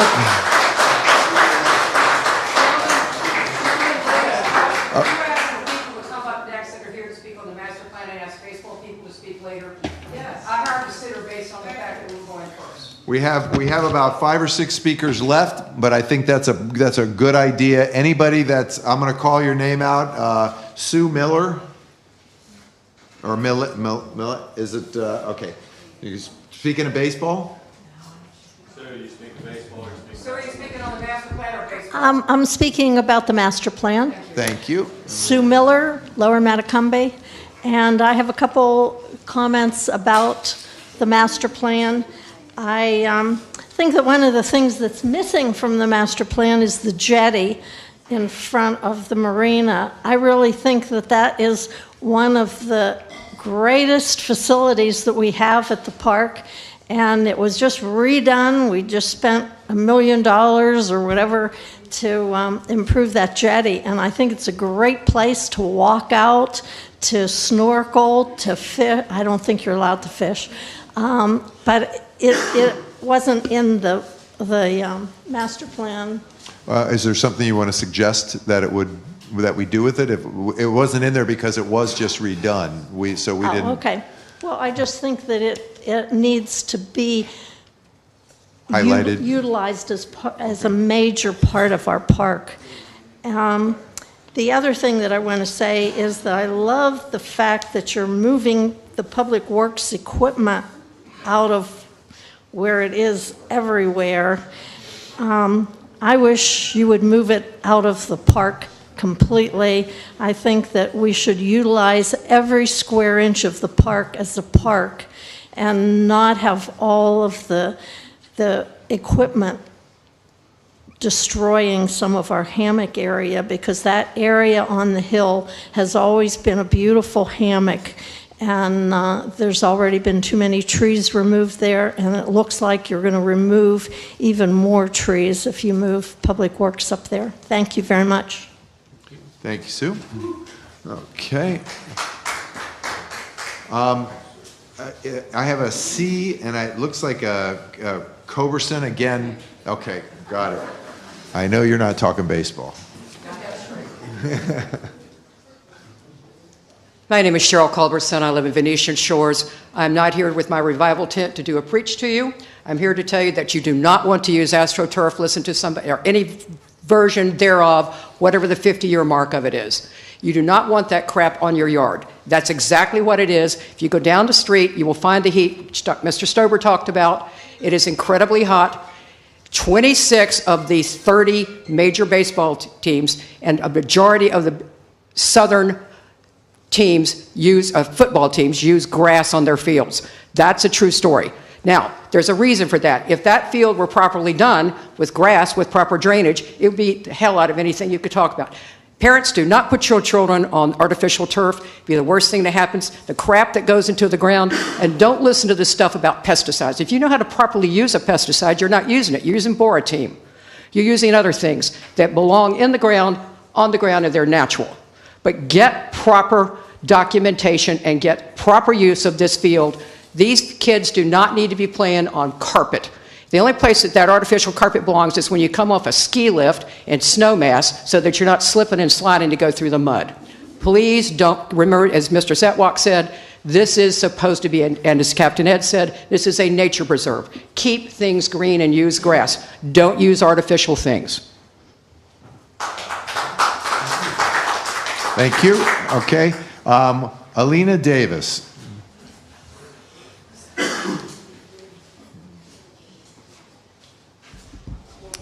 Thank you, everybody, for coming. Thank you for presenting this great plan. I'm just wondering why you suggest that we use artificial turf for the ball, not for the ball field, but for the sports complex field. Mm-hmm. A variety of reasons. Many of them are related to environmental issues regarding the fertilization, the water, the expense of watering fields, use of fresh water to do that, the safety factors, the in-fibers that are currently being used by green fields are cork and coconut. There isn't the rubber tire use. There was a lot of research that we did, and before we made that recommendation, to make sure that what we were looking at was safe and it was something that we would hang our hat on. We see it, we see it being used on sports fields throughout park and recreation departments all around the country because of the safety factors, the PFAS being removed from it. It's meeting those kinds of standards, so those microplastic issues are being minimized. You know, there's give and take with both of them. You know, natural turf is always, you know, probably the better, you know, would be a better way to go. The expense, environmental impacts that happen on that, you know, and the evolution of the turf. That's primarily the reason why we made that recommendation. So it's better for the environment, better for the kids, is what you're saying? I'm not saying it's better. We're saying that, you know, when you compare the two and you start to evaluate overall the maintenance cost of what you're doing, the amount of time that's spent down, you basically got a surface that can be played on from 8 o'clock until 11 o'clock at night, 8 in the morning till 11 o'clock at night. You increase capacity. The durability of the products that are out now can last 10 to 12 years typically. When you're looking at that and the cost of replacing fields and turf and those sorts of things, you know, when you do the cost analysis, it's better it's actually cheaper to use the turf. So it's not really better for the kids or the environment, it's just cheaper. No, that's not what I said. I said it was all. I said it was all. I said we could. Are you sure? That's not at all what I said. Sure? Okay. So going back to Founders Park, so you have the second entrance, and then you sweep around by the marina that the dockmaster doesn't want. Would there be any place where fishing guides, backcountry guides who are going to use the park and use the boat ramp, for them specifically to park? Would there be a separate area for those fishing guides? There was not, within our scope was not really to redesign the marina. We did that as we looked as primarily as flow and an opportunity to increase capacity. We were looking at the way things were organized back there or disorganized. There is certainly, as you look on the drawings, a significant number of spaces for parking that are increased. I think that's an operational decision that the village would make. If they want to dedicate those spaces, that could be done. I think that, again, you know, because we did not evaluate that or do surveys in any way to, you know, to support those recommendations, we simply looked at it from a traffic flow and an increased parking, a more orderly parking approach. Okay, thank you. Okay. Okay, next we have Bonnie Roberts. You already spoke, so we had you in there twice. Okay. How about a Paula Friedman? Yes. Excuse me, sure. Okay, I'm here to talk about the master plan. Who are you? Where do you live now? I'm Paula Friedman. I live on Plantation Key. I lead the Aquafit classes over here at the pool. I'm also a member of the Keys Community Band. We give concerts in the park once a month. And about 4 p.m. every day, my dog is bugging me to come to the dog park. And spent years at the ball field watching my grandson play baseball.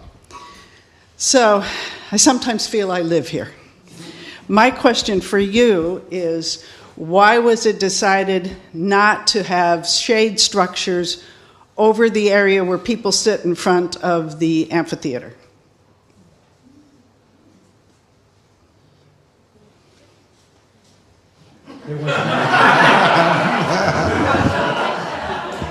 I don't know that came up. Yeah, I was going to say that wasn't. Actually, I brought it up. I remember bringing it up jokingly, comparing it to Frank Geary's structure in Grant Park in Chicago, knowing that we would, of course, not do anything like that. Right. But people sit out there, they sit under the trees, they sit in those rocks, and it's hot. Yeah. And I think the way we approached it was on the master plan, if you look around the perimeter of the master plan, was increase of the vegetation. So we were trying to address that, utilizing natural shade rather than introducing a structural aspect to it. So that was how we tried to approach it, was to do that around the outside. So But not in the area in front of the amphitheater. Correct. Where Again, the sun beats down on everybody when you're watching a concert. Right.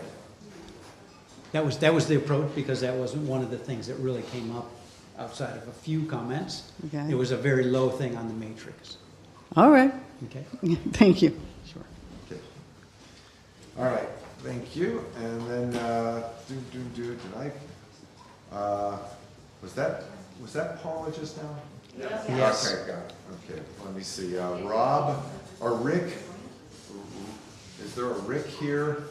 Yes, sir. It looks like a I Rob. was thinking about the, Yep. first time I did the expo, 400 shares of Amway for that. You want to come up to the microphone? So we need you for the recording. He's talk on baseball. Oh, okay, baseball. Okay, then we'll. If I can insert too that we have, since everybody signed up, that our former coach Doug Mankiewicz, who played 12 years in the Major League Baseball, he was an all-star, he was a Gold Glove winner, he's a member of the Hall of Fame at Florida State, coached 6 years in minor league baseball, won Olympic gold medal for the United States. He has a few comments to make on our behalf as well. Okay. On baseball. On baseball. All right, we'll get to that. All right, we got one last one here, and this was Mike Walsh. I think Mike handed me this last. Yeah. Okay, that's okay. Hey guys. Comments. Oh, you put it in there? I'm not going to talk about balls or grass. That sounded weird. I'm going to talk about wheels and families. I think Rob touched on this earlier. Of course, it was as I had to step out. So I'm not going to get into the grass debate. We wanted to talk about a pump track, which is for if any of you who don't know or didn't get it from Rob's description, it's about everything from skateboards. And I know skateboarding is hard because we used to have a skate park here. It got underused. So we're not trying to go back into that route. This is for skateboards, roller skates, bicycles. It's getting into wheelchairs now. Just an outdoor activity that doesn't take up much area. It doesn't have any long-term maintenance costs. It doesn't have any grass, real or artificial. It can be in the shade. It can be in the sun. It is an outdoor activity that kind of gets everybody from young kids to older adults, full families, all involved. It would bring people to the park, and again, not that skate park type crowd. Staying outdoors, staying active. There is a chance that at some point, if it was ever wanted to, the main company that builds them across the globe at this point, if they get to build it, they can bring a Red Bull qualifier, which is an international event, back into the Keys. There have been a few Red Bull events here in the past. But it's just, again, it's something a little bit different. It's a little bit out of the wheelhouse. I know there are a few families here that do know what I'm talking about and have either their kids have been through what I do, or brothers and families and whatever. Yeah, it's just an outdoor activity that would be family encompassing and something fun, and no balls or grass. Thanks. Thank you. All right, Jason, come on up.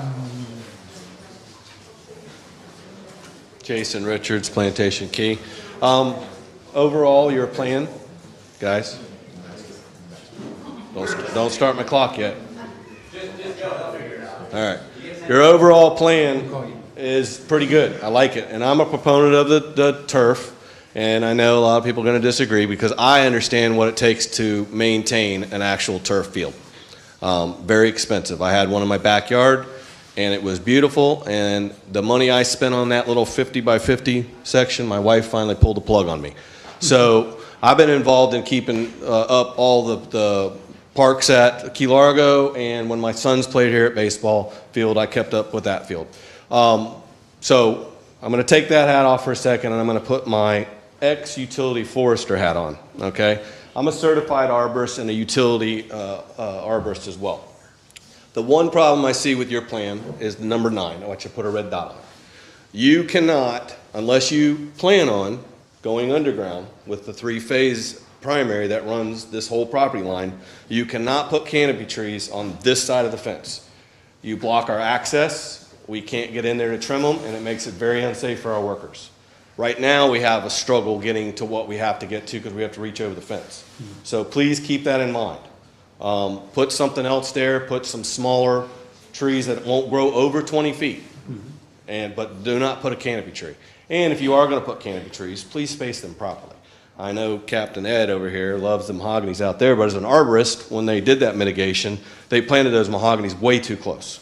they're never going to be a full canopy tree as they get older. And in the next 40 or 50 years, they're going to start having a lot of problems because they planted them way too close.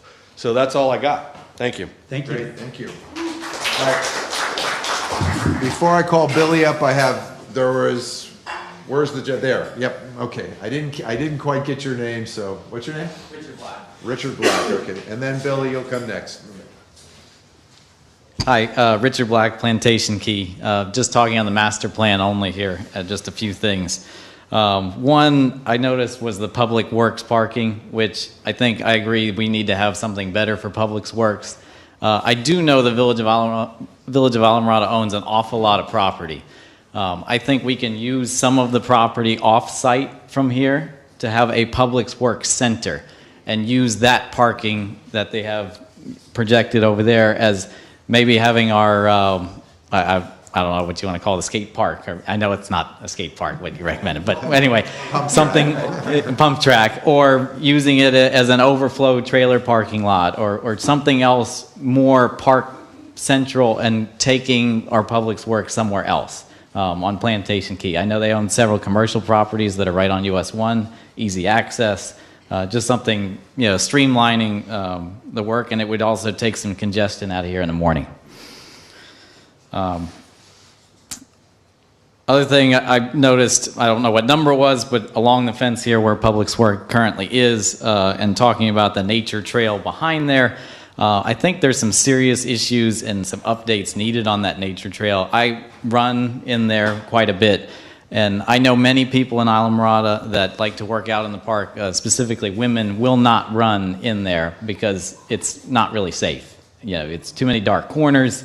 It could be re-landscaped, trimmed, updated, and you could maybe tie in some of the workout, get more people in and out of there, more flow. It's just such a nice place to utilize, a working out environment in the shade specifically too, because that's kind of hard to find. Wanted to make one comment just about the village, the whole property, and this comprehensive plan. I agree the ballpark needs to be updated, but we need to look at the ballpark being updated as the Village of Alamorada, not as a school district, in my opinion. That needs to stay in our possession. We bought the park, we paid our tax dollars, and we fund it currently. We need to take care of fixing it, whether it's turf, whether it's grass, I don't care what it is, but it needs to be ours. The last I had was the ramp and the ramp parking. I know the master plan doesn't really touch much on the marina, except for access for that secondary road. I'm neither here nor there for that. But as far as the utilization of the current property that we have here, I believe they make about $70,000 a year now on trailer parking. That's another thing. We can utilize some of our vacant land in Alamorada that the Village of Alamorada owns to maybe have an overflow yearly trailer parking storage lot that people can pay and park at. We can utilize that money and then take the parking that's there and use it for a ramp. Okay, very good. Thank you. Billy. Your name was in there. Yeah, my name was in twice. The preserve is not for a running park. That is a walking natural preserve. So that improving that use for running or exercise is not. Got it. Yep. Billy?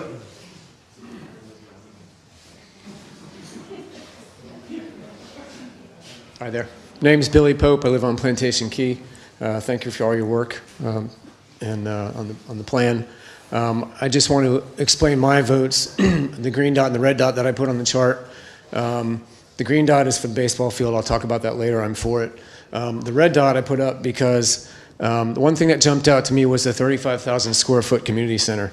To me, it seems a bit excessive. I keep hearing about a community nature park, and a two-story, 35,000 square foot building just doesn't seem consistent with that vision to me. And that's the only comment I make on that. I'll save my baseball comments, which I'm fully in support of, for afterwards.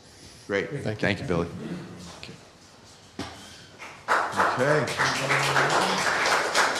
We're checking online to see if we've got anybody with their hands up on the Zoom call. We have one person, that's Mr. Joe Wishmeyer. Okay, Joe, you're going to be allowed to talk. We have another person. Oop, looks like yep. Joe, go ahead. Yes, Joe Wishmeyer, Plantation Key. Yes, I've been living in this village since it was even before the village. I don't know how many of you remember the wonderful place that I used to go a lot called the Lagoon Saloon. It was sitting down there on the beach. So when you're talking about a master plan for the park, you need to make sure that you include the entire park and make sure that you consider all of the residents. I don't know why the baseball field and the marina are kept separate because, as was mentioned earlier, they are part of the park. So when you're making decisions, you need to keep everybody in mind. And I won't talk about it much now, maybe later, because I know that at the meeting earlier tonight over at the school board, there was talk of making not a baseball field, but an all-purpose field, including t-ball and flag football and soccer and lacrosse. Well, the residents paid for that. So we would also like time to be able to use it. I agree that the last agreement, where the school had it from January to March and we had it after that, was perfect. Since they're talking a 50-year lease and we have no user agreement and no license agreement, I really would hope that you would keep that in mind in some of your decisions, especially since how the baseball only has 13 home games a year. So just keep in mind that the residents are the ones who bought and paid and continue. So keep us in mind when you're making all these decisions. I know I used to be an avid pickleball player, and it was very, very crowded on those 3 pickleball courts. So then you added some over on the basketball courts. Unfortunately, if there's any wind out, it really hampers the pickleball aspect of it. There was talk at one time that you were going to put lines on the tennis courts. Maybe it's the time of day. Very rarely do I see many people on the tennis courts, but somehow that plan got nixed as well. So I wish you would also look into adding more pickleball courts because it's a big craze that's been going on here lately, and I think it's something that would add to the park and not take up any extra room. Thank you. Thank you. We have a Mr. Andrew Newman as well. Okay, Mr. Newman.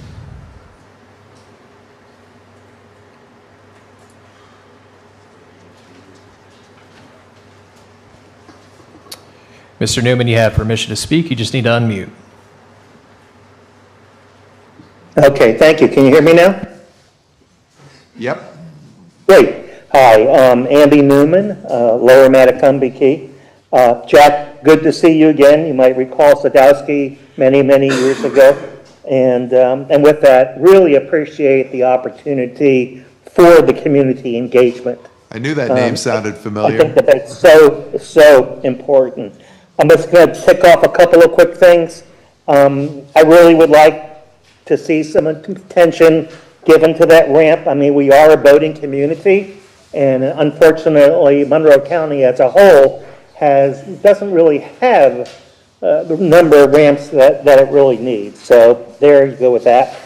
With regards to the baseball field, I agree with many of the other speakers. You know, I really believe the village needs to maintain ownership of that. Absolutely fine for Coral Shores and the rest of the schools and stuff to like use it, and maybe some kind of operating agreement can be done with Monroe County school system. And I'd really like to see the maintenance area as a priority one to move that equipment out of where it presently is, and whether it's off-site, which I can understand the challenges of that. You know, if I was involved in maintenance personally, but I just like to see it moved. I think it's in an area there. It looks ugly, and you know that's a bayfront area. And then finally, I would just say the budget is a bit frightening. With that, thanks a lot, guys, for all your hard work, and I'll stand down now. Thank you. Thank you, Andy.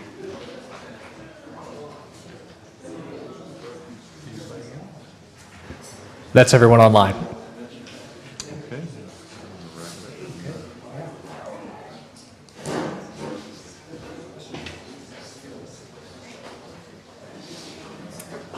We want to thank everyone for being patient with us through our technical difficulties today.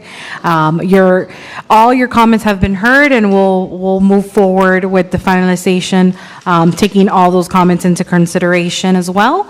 And if you have any further comments, we have business cards as well.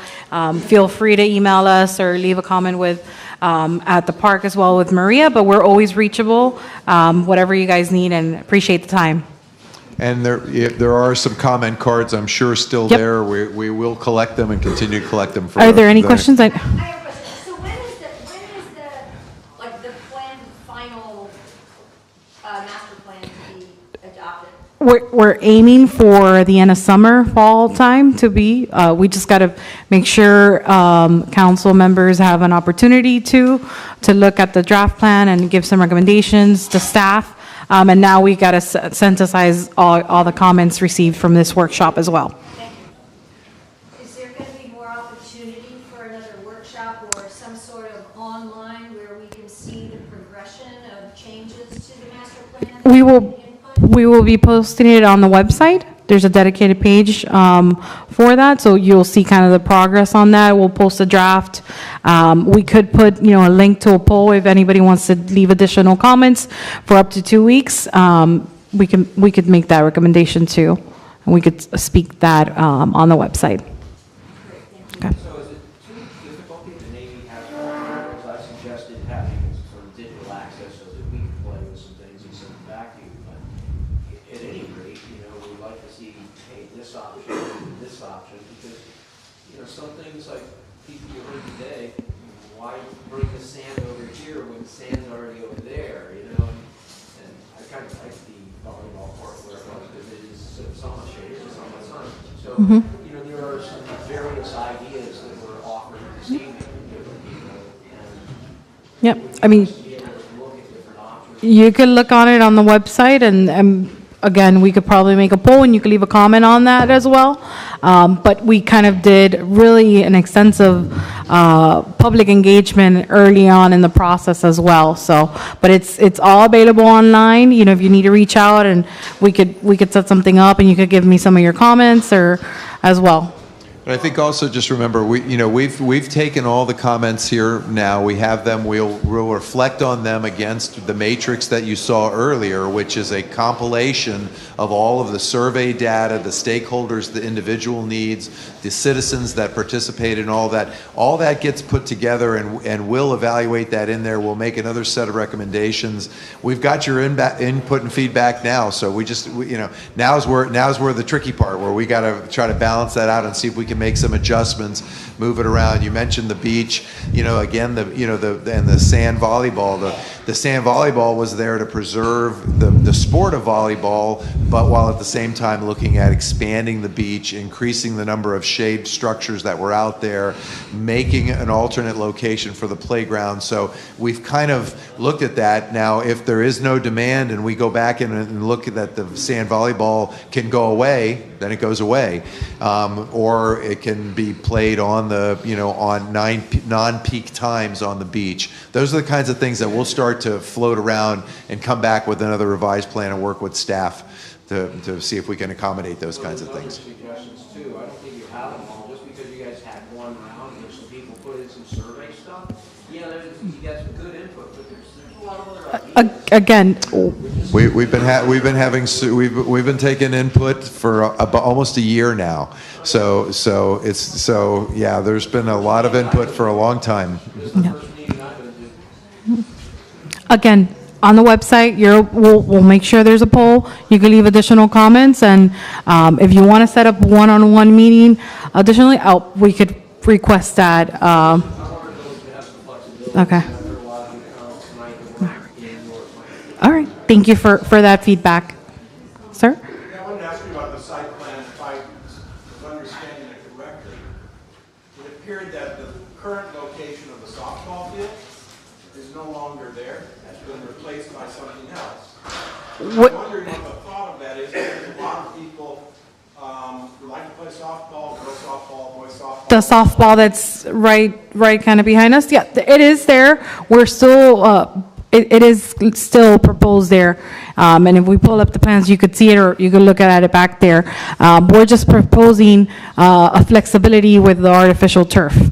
Now, we'll take that comment, and if we have to move from artificial turf to regular field, we'll bring back the dedicated softball field, but it's not being removed. It's currently there. Yeah.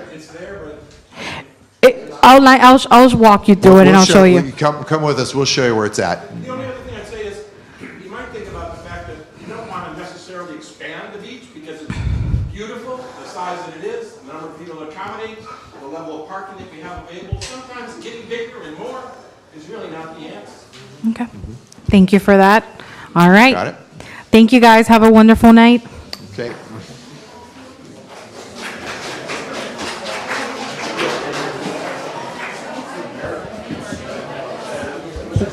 Some of you may want to leave, but we're going to take up the baseball field now. You want to take a break or go right to it? Go. Huh? We'll do a 5-minute break, and we'll start the baseball field conversation in 5 minutes. No.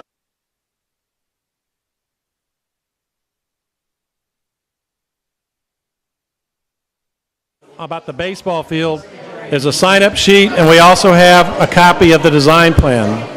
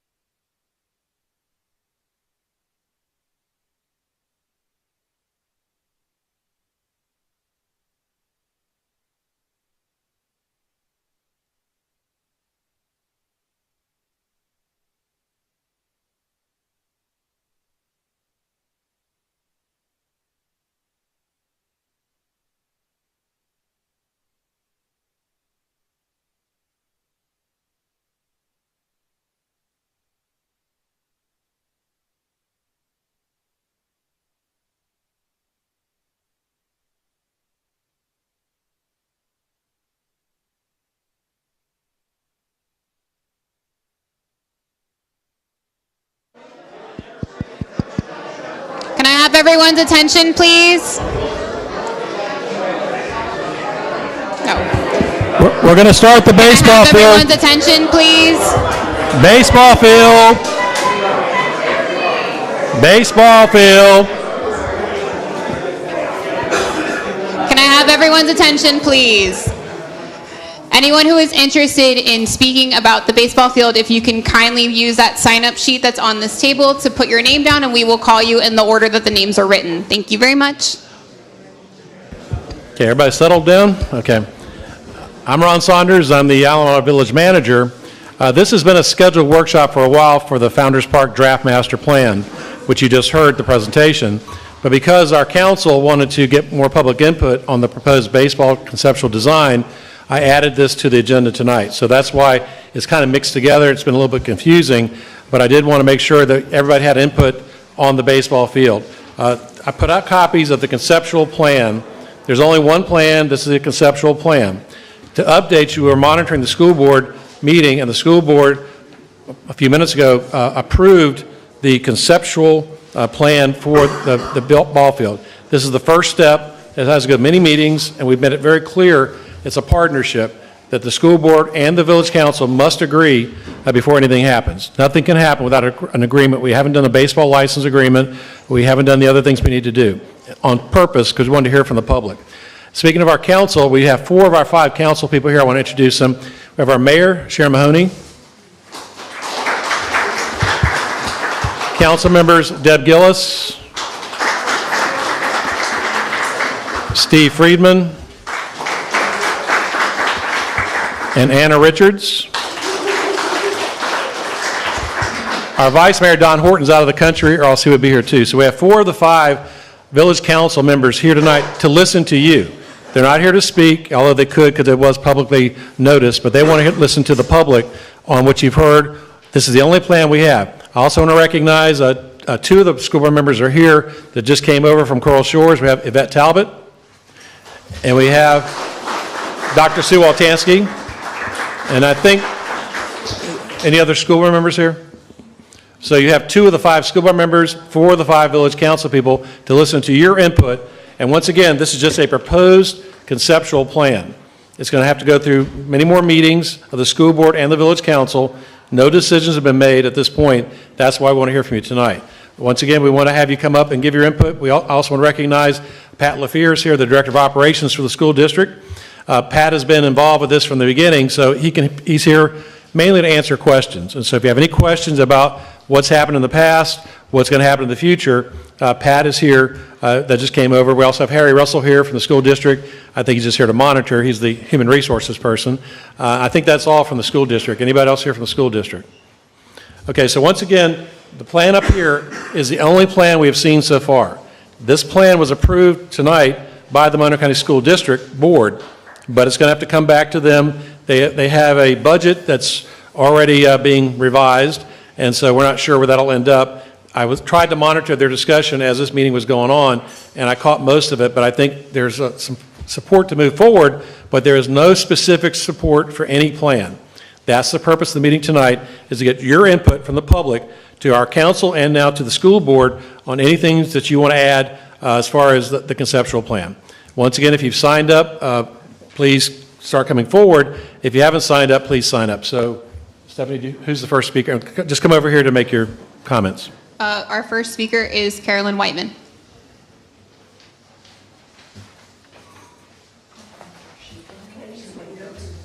Oh.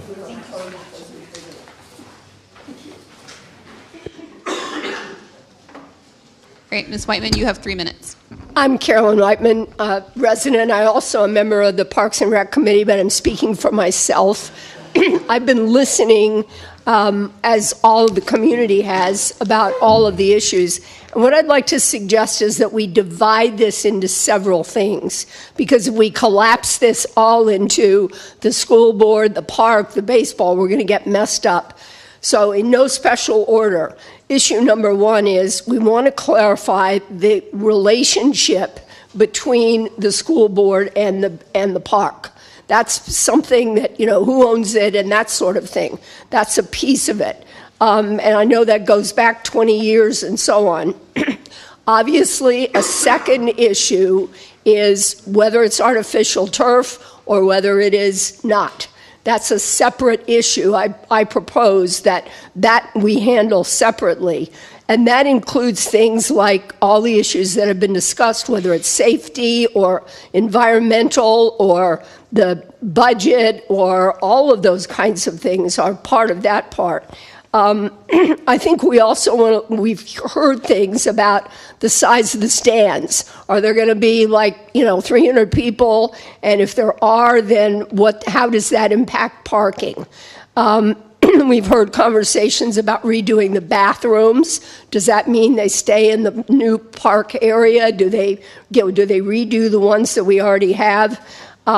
Is there a concession stand? Where is it and how big and under what circumstances? The dugouts, and then the issue of whether there are extra offices, where and when. These are all things that have already been referred to, and I think that as we discuss this relating to what happens next with this relationship, that we give some thought to separating some of those things, because otherwise I don't think we're going to get anywhere. But I think all those issues can use attention. Thank you. All right, next up we have Doug Mankiewicz. Oh, I'm sorry. Doug Mankiewicz. I coached here at Coral Shores, played 12 years in the big leagues. I've been all over the world to play baseball. For the United States, Nicaragua, Cuba, Japan, you name it. That field that's there now it ranks up with a third world country. We would love to have it be natural grass. We cannot do that. Someone mentioned earlier that 26 of the 30 big league teams have natural grass. If you're willing to spend $3.5 million on a grounds crew, so be it. The only way to do this is turf. I've played through the entire evolution of turf. The AstroTurf with the burns that was talked about earlier to field turf. I can honestly say I've never seen an injury in over 20 years of professional baseball and 3 of college and another 4 of high school. My son blew his knee out on the football field for Coral Shores and on the baseball field at Coral Shores for nothing more than just running. My son had to transfer to Key West High School because I would not put him back on the field to jeopardize, because my son has a future in this game. And that doesn't mean that every other kid does not deserve the same thing. Steve Friedman's son broke his collarbone doing nothing more than jogging in the outfield. Stepped in a hole and broke his collarbone. It's a third world country. Parents watching games, mosquitoes, a list goes on and on. The injuries that happened, Key West has had a turf infield. They've had 0 injuries. Not one. Not one single injury. Their community comes out in full force to watch. Their community shuts down for a baseball game. It can happen here if we start this. I hear the struggle between the village and the high school. Our vision, Rich and Joe Molinaro, we started this 5-6 years ago, talking about changing this. The idea is we could have Little League play their game of the week there. The softball team get to play there. Camps, Nautical Flea Market can drive on it. There's so many things we can do. Yes, is it hot? Absolutely. But it's hot on grass too. And the idea, I don't think you guys realize this, they have replaced the infield dirt or the infield grass twice since I've been here. It looks great from afar. Anyone who's I challenge anyone here to go roll a ball to you, stand on the infield dirt, and see if you want to field it. I can promise you, I did not hit a ground ball to my players in 3.5 years, almost 4 years, because I was scared for their safety. I would water the field before the game for 3.5 hours before we stepped on it to get it somewhat capable. Talked about turf. I coached the 18U national team, the USA national team. We had 18 of the first 30 picks in the Major League Draft. You know what they did? They took 2 of their fields and made them field turf. And they have a full-time grounds crew. So I get what you're saying, but the turf is safe. It's not, trust me, our kids, we couldn't get them on the ground to stretch because of the rashes and the funguses we had in the dugout from where it is. We can do better. It's our turn. Marathon got theirs, Key West gets theirs. It's our turn here to get what these kids deserve. How's that?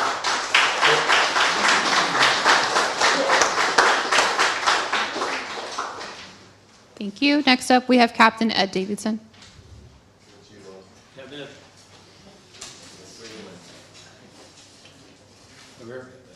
This mic, please.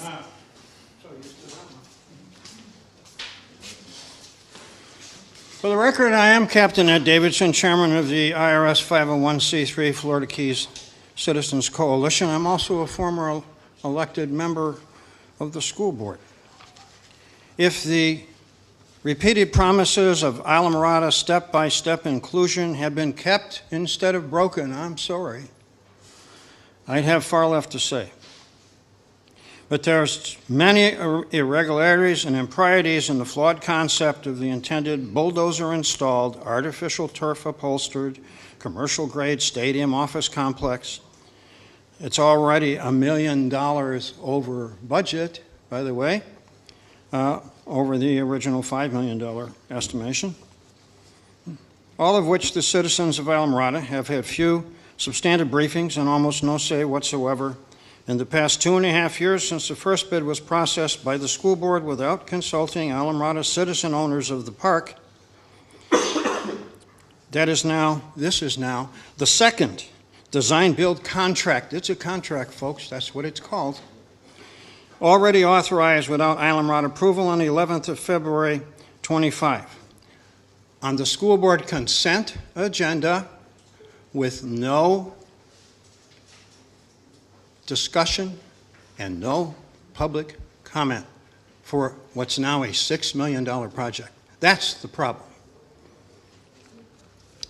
Nor will today's meeting legitimately cure that by having the new village manager voluntarily serve as a messenger service to bring the ink still wet signature copy of what the school board just approved at a separate simultaneous meeting that we couldn't attend. A few of us did, but most of us couldn't because we had to be here. Thus, the citizen owners of the park have had no opportunity to study or analyze the impacts or the nuances of whatever this proposal is, and this cannot be regarded as a legally sufficient public meeting. Everybody here needs time to analyze and deserves it, but lots of people in this game and responsible for the lack of participation regard this as a rubber stamp done deal. And that's pretty apparent in the way things have happened. That's all evidenced by the recent shenanigans involving the interlocal agreement, and I'm going to clear all these legal issues up for lots of folks who aren't aware of the details.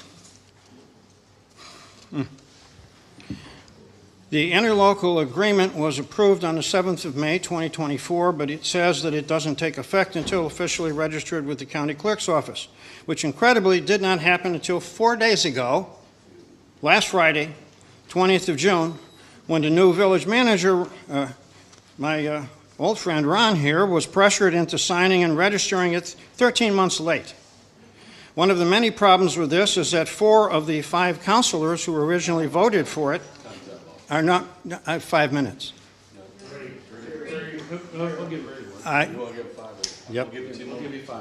Okay. The 4 who are new should have rediscussed the now 13-month out-of-date provisions of that, and didn't happen. Big problem is the design committee's been meeting full of about 14 public officials, calculating in detail how to spend now $6,166,461 taxpayer dollars, appear not to have kept the legally required minutes. We only have minutes for the last 2 meetings. We don't know what happened in the previous 2.5 years and didn't get any minutes when we requested. Village attorney needs to explain how this happened with insufficient sunshine right after he explains how the artificial turf stadium lobby has been allowed to continue claiming entitlements to construction rights and expanded use pursuant to old permits, which well-documented evidence shows expired years ago. Much of this is clearly awful, if barely lawful. And rushed approvals are inappropriate. But on the other hand, the new interlocal agreement, by the way, states that the old one has expired. And by the school board, by embracing the new one, embraces the declaration that the old permits have expired. Captain Ed, you're at your 5-minute mark. And I recommend that you read the cover page of the ILA, which enumerates that. Thank you. If anybody else is representing an organization as Captain Ed did, please let me know and I will give you 5 minutes to speak. Next up, we have Jamie Ingold.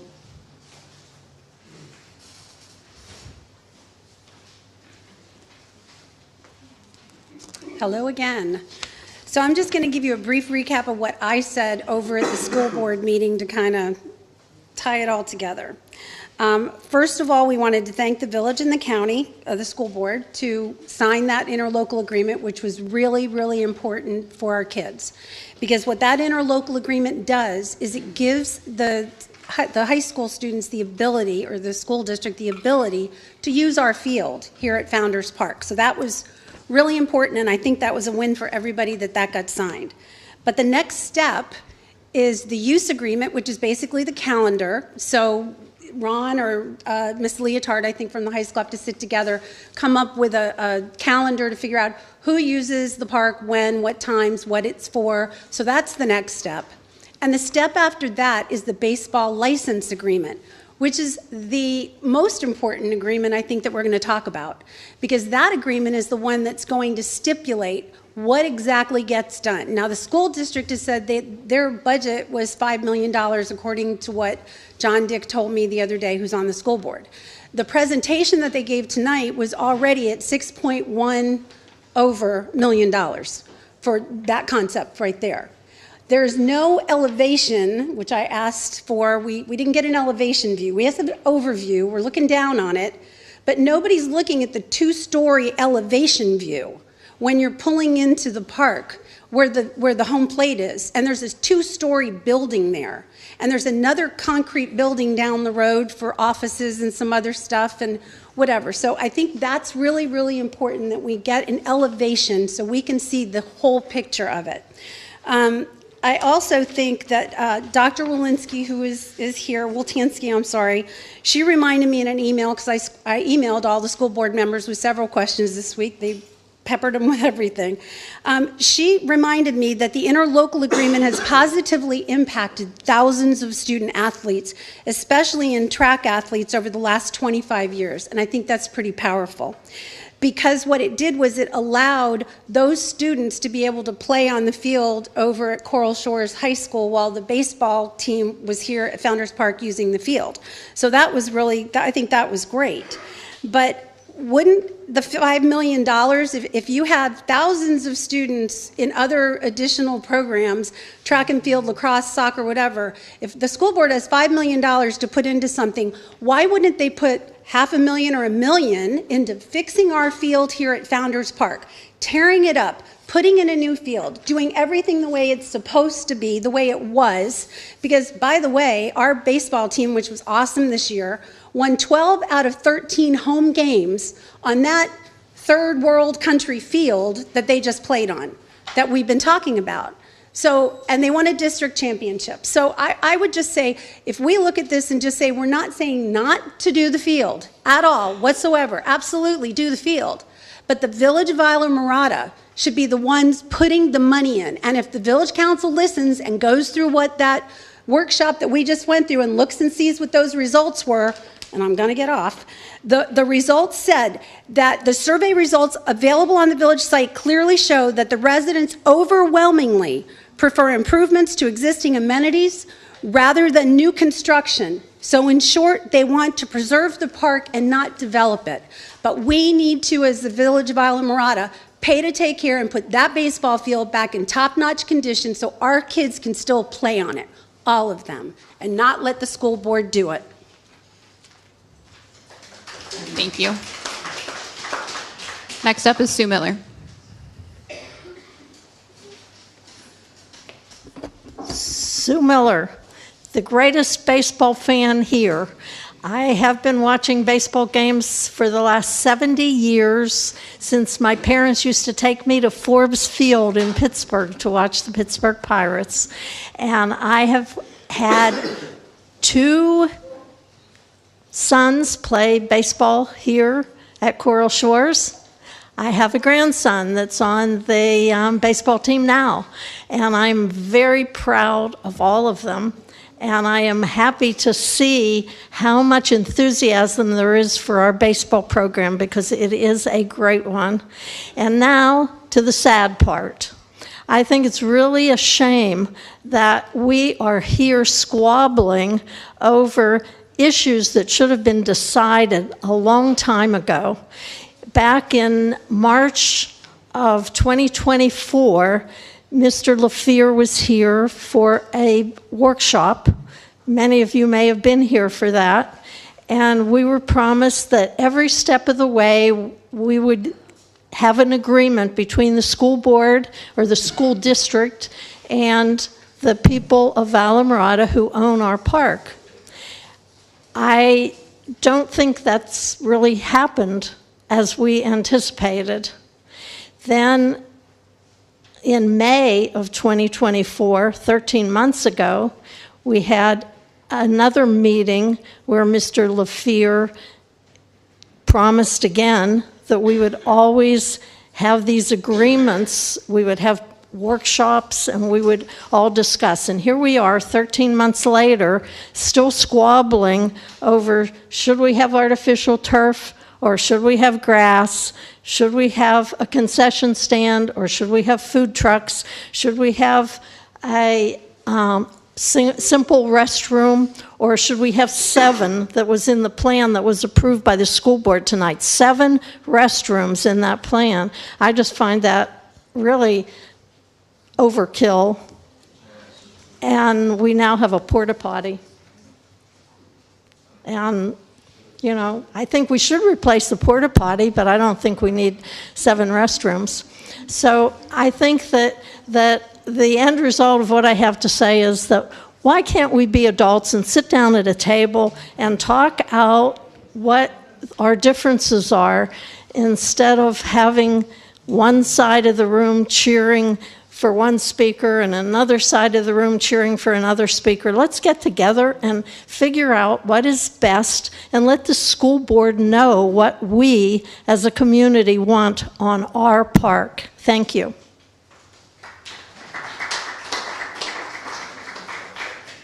Next up, we have Jason Richards. You representing somebody? Yes, Director of Concessions, Coral Shores Baseball Booster. Okay, so I will give you 5 minutes. I don't need 5 minutes, it's going to be quick. All right, so here's the deal. I had 2 student athletes that came up through the system, both up to play in the next level. The next one, COVID hit. That kind of took them out of the thing. Both of them middle infielders said they know very well, Coach Holly, of the Founders Park Hop. We spent a lot of time, and thank you, school board, for investing in our student athletes. Thank you. That's important. These kids, this is an opportunity for them to play and go to the next level. For them to have a good facility to play at. We used to have the best looking field. I was involved for baseball for too many years. But when we used to play, when the field was first done, coaches from other parts of our district would come down and say we had the best field in South Florida by far. But that requires, like Doug mentioned, there's a lot of maintenance that goes in that. A lot of watering, and that has to be done all year round and not just when the season's going on. And that puts a big burden on the village of Alamorada to carry on that maintenance when it's not baseball season. So I think I'm in support of the turf. Thank you guys, and part of the concession. Thank you for building us a concession that makes sense. Oh my God. For my people that help me with the concession, we have to lug stuff all the way down to the field. We set up on tables. I mean, we do everything. We get the food donated, and it all goes back to the baseball team. But thank you for having something there to make our jobs a little easier. Thank you. Told you I wouldn't need 5 minutes. All right, next up we have Richard Black.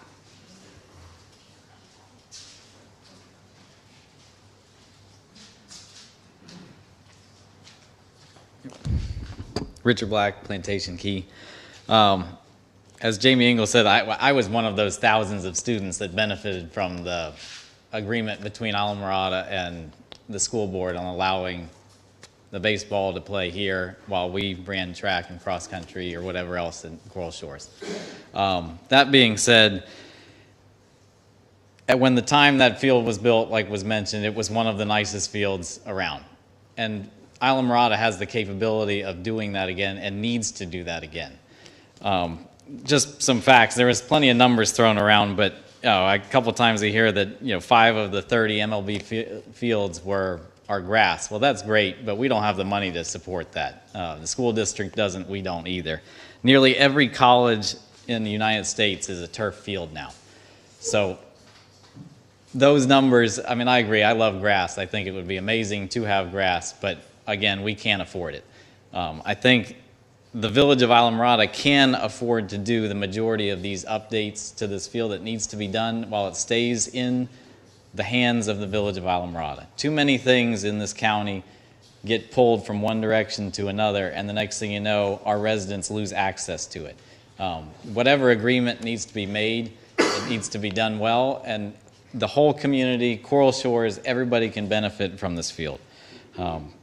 I think it's the utmost importance for the village of Alamorada to take a precedent and make that field back to being the best in the county, and let's do that. Thank you.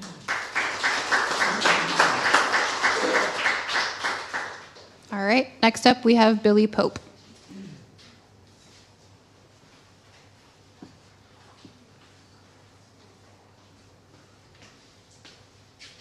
Hi there.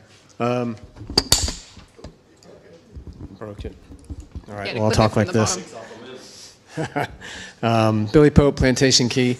As I said before, I'm all for the baseball field. I've been coaching Little League for 9 years here, and the fields are abysmal, all of them. And the high school field, we've been spending more time on that recently. I agree, it definitely needs to be updated and fixed, and I appreciate everyone's effort on that. As far as the concerns about the school board being involved, just sitting through the meeting earlier and looking at the numbers and looking at the slides, and I mentioned it before, the 35,000 square foot facility on this space, we might want to consider, and this is just a suggestion, talking about the money and the money for the field and everything, we might maybe reduce the size of the building they had planned for this. I think the phase 4 was for $35 million, if it was the budget for phase 4. And admittedly, it's 15 years from now. But still, that's a really big number. And if we want to talk about maybe sizing down this building and possibly putting it towards the baseball field, and Alamorada retains ownership of the field and the park without the school board, that might be something to consider. That's the only thing I want to say. But I'm on board for updating the fields. It's very important. Thank you.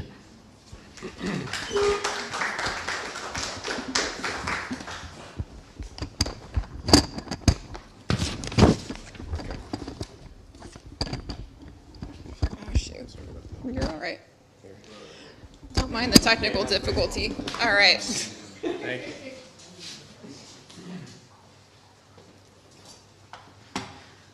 Okay, next up we have Tony Hammond.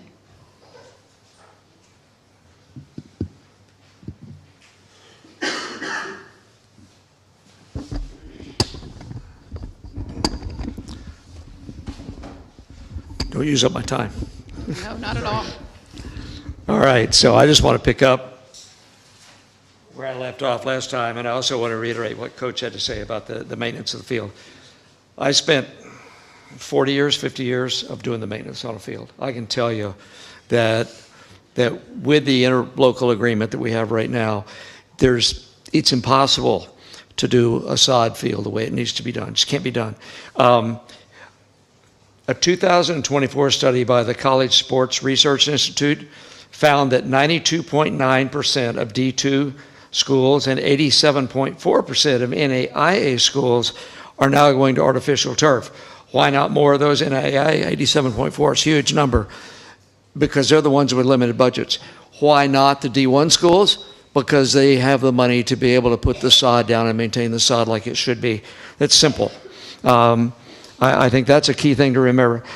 The argument that the majority of the citizens of the village don't benefit from the upgrade of this ball field is simply not true and very selfish and short-sighted by the village. I'd like to cast a bigger vision for this field and for what we're doing on that field. Just as the pool has become a trophy case for the village, and we have colleges from all over the country come in here and take advantage of this facility, I think we can be doing the same thing with the ball fields out here. There's no reason. I know that perhaps when Doug was coaching, we had a minor league team actually offer to come down and do some fundraising events here for founders and for the community. So I want to get our vision a little bit bigger than just a baseball field. I want to think about the 250 kids that are playing ball and the investment of those kids, including my own grandson, that'll be coming up through the program. Don't think he'll be playing baseball. But anyway, that's another story. Why not build at the high school? Simple. There is no room. If anybody could find the room to put a baseball field in, I can tell you I could find it. Coach here just a minute ago, I had an argument with a man who was insisting that our place down there could hold a ball field. I said, no, it can't. I coached there for 40 years, 50 years. It will not hold a ball field. It won't work at Coral Shores. Why would we need offices for the coaches? Because offices are 5 miles away. Are we going to take our entire varsity or JV team and let them run around, be in the locker room, et cetera, without having a coach's office? That's against the law, by the way. We have to have a spot for umpires, as I mentioned. We have to have a spot for coaches, for trainers, for the injuries. Who will control the use of the field? Listen, this is simple. We have an interlocal agreement. 7 months of the year, Founders Park is responsible for the maintenance and control. 5 months of the year, we are responsible for the financial side of it. We're not telling Founders they can and can't use the field. Obviously, when we're practicing, yes. When we have a game, yes. But that doesn't mean we're restricting Founders Park from being able to use the facility in any way, shape, or form. You know, the argument about the park belonging to the taxpayers, yes, that's absolutely true. So we are paying taxes to the school. We need to be behind it. We need to not try to sod it. That's short-sighted. It limits the use. And we need to make it available for all of the sports all of the time, and that's what this will do. So I guess that's all I have to say for tonight. But anyway, I encourage you to go with what's been recommended. Thank you.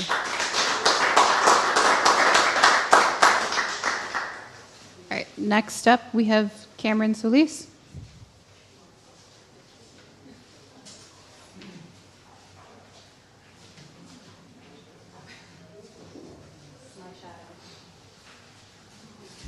Hi, I'm Lauren Solis. I was born and raised here in Islamorada, never left, and I'm raising my kids here now. I stood up here in 7th grade and advocated that the use of this park be dedicated for kids to use, because when we were growing up, we literally hung out in parking lots. So I think investing back into our park and making it a place for kids to be able to come and play sports is our best bet. Right now, I have 2 boys, and we are traveling 6 days a week to Key Largo because we have to go to Key Largo Park to play baseball. It would be great if we could use it for Little League. One thing that hasn't been brought up, and I know Doug touched on a lot of the sports injuries, and those are great statistics, but no one's talked about the fact that, one, we have to water the field immensely. We have to spray it with pesticide, herbicide, all those things run off into our bays. I have a son who's not here who suffers from endocrine disrupting autoimmune diseases, and no one's brought that up. That's a huge factor with these fields. Maybe we research that before we say no to grass or say no to turf. My son would like to also say something about one of his friends who had to stop playing this year. So one of my friends, he couldn't play because there was this really bad pesticide or something on the grass, and he couldn't play. So he had to quit the baseball season. Yeah, he had an anaphylactic reaction to the pesticide on the field. So that's all we're going to say, but thank you.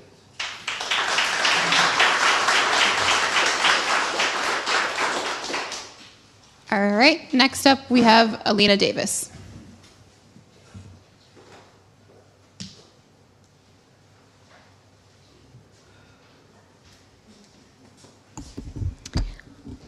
I would like to stress that we not consider this an all or nothing situation.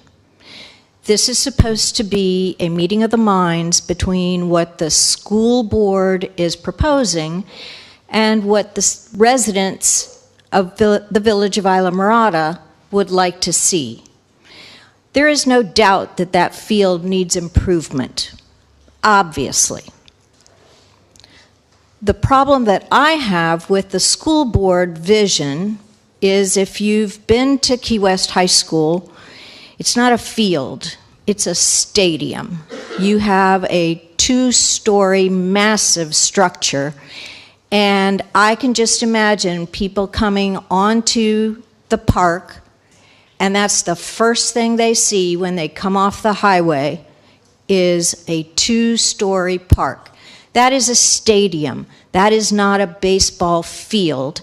And we have to remember that in that survey, the original survey that the planners put out that are doing the master plan for the village, one of the most important things to the village residents was to not have more structures at the park, to have it be more natural.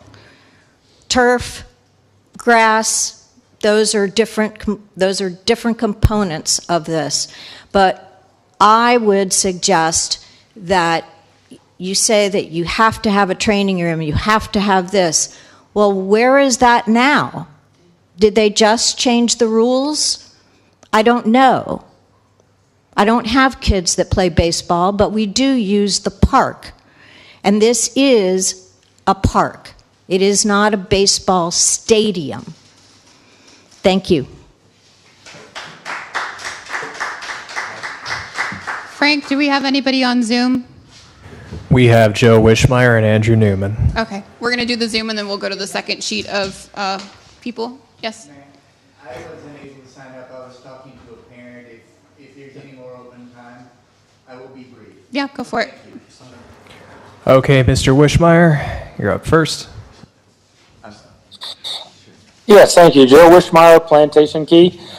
I don't think that anybody is arguing that our field needs some improvements, especially for the kids. Everybody is always looking out for the kids, and we want what's best for them. I think that the biggest problem that we got here is all the promises that were made in the past that have not been kept. I was at the last workshop for the baseball stadium, and we were promised many, many more workshops to get public input on how things were going to go. Haven't heard a word since then. And then they came out with this plan that took out all the trees and had all these buildings. Now, granted, the school board said absolutely not to that. Now, they have agreed to a conceptual design, and they've approved it, yet we still have not had any other meetings between the school board and the public to find out what it is that the public wants. So why can't we all get together, have some meetings, and then we can come up with a plan that's agreeable to everybody? I think that's the biggest problem that is going on here now, is there have been no communications. So we need to get all the agreements taken care of, find out, is it really a 50-year lease, find out what the local agreement is going to be and the use agreement, get everything hammered out before we get ready to even think about starting construction. I'm hoping that with our new manager, he seems to be up on trying to keep the public informed on this new stadium. So I hope that promises made will be kept as far as the communications. They even said in the meeting tonight there was going to be at least 3 more meetings with the school board, and after every one of those, it would have to come to the council for their approval. So with all this coming together, I would encourage the school board to get together with the village and we can have some workshops so we can work things out. Thank you. Thank you. Anyone else, Frank? We have Andrew Newman next. Okay, Mr. Newman, please unmute. I have unmuted. Thank you so much. I'll be real quick. I'm certainly in favor of having an upgraded field for Coral Shores High School youngsters and others. I am a little concerned that the first speaker talked about elevation. So did Alina. I'm concerned about the ambiance of the park when you come in as far as these buildings. So I just think that we need to be able to see a little more with regards to three-dimensional drawings and stuff like that. And then finally, Ron, are you able to give us any kind of overview on exactly what the agreement would be with the school board? Because that's the one thing I have not been educated on, and perhaps it's my own fault. And that's all I have. All right, thank you. Go ahead. Thank you very much. My name is John Weir. I am a retired pediatrician. I live in the village and I serve on the Parks and Rec Committee. Some of what I want to say very briefly is repetition of what I've heard from several speakers in this phase of the meeting. We have been discussing that I stand by my previous support of artificial turf as being a safer alternative. As I said earlier, I won't repeat that. We have been discussing this on the Parks and Rec Committee for the past 2 years, and I can say truthfully that there is more opposition within the village now than there was 2 years ago. And I believe the opposition comes from, as several of the speakers have just addressed, a lack of communication. 3 speakers this evening have spoken of the interlocal agreement. The majority of people in this village are not aware of the existence of the interlocal agreement, and those few that are anxious to hear about what sort of future operating agreement will exist. And I sincerely hope that the village and the school board can be very proactive with public engagement and communication from this moment forward in the hopes of reducing opposition to this by answering people's questions. Thank you. All right, thank you. Next up, we have Steve Walker.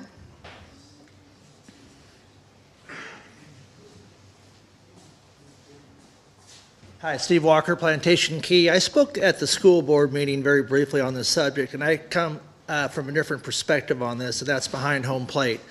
I was an umpire forever down here, ran the Middle Keys Umpire Association, and unlike my professional player over there, I have seen some third world countries that worse fields, but only a couple, and I think they were in the Philippines. But yeah, that field is rough, and it has been rough.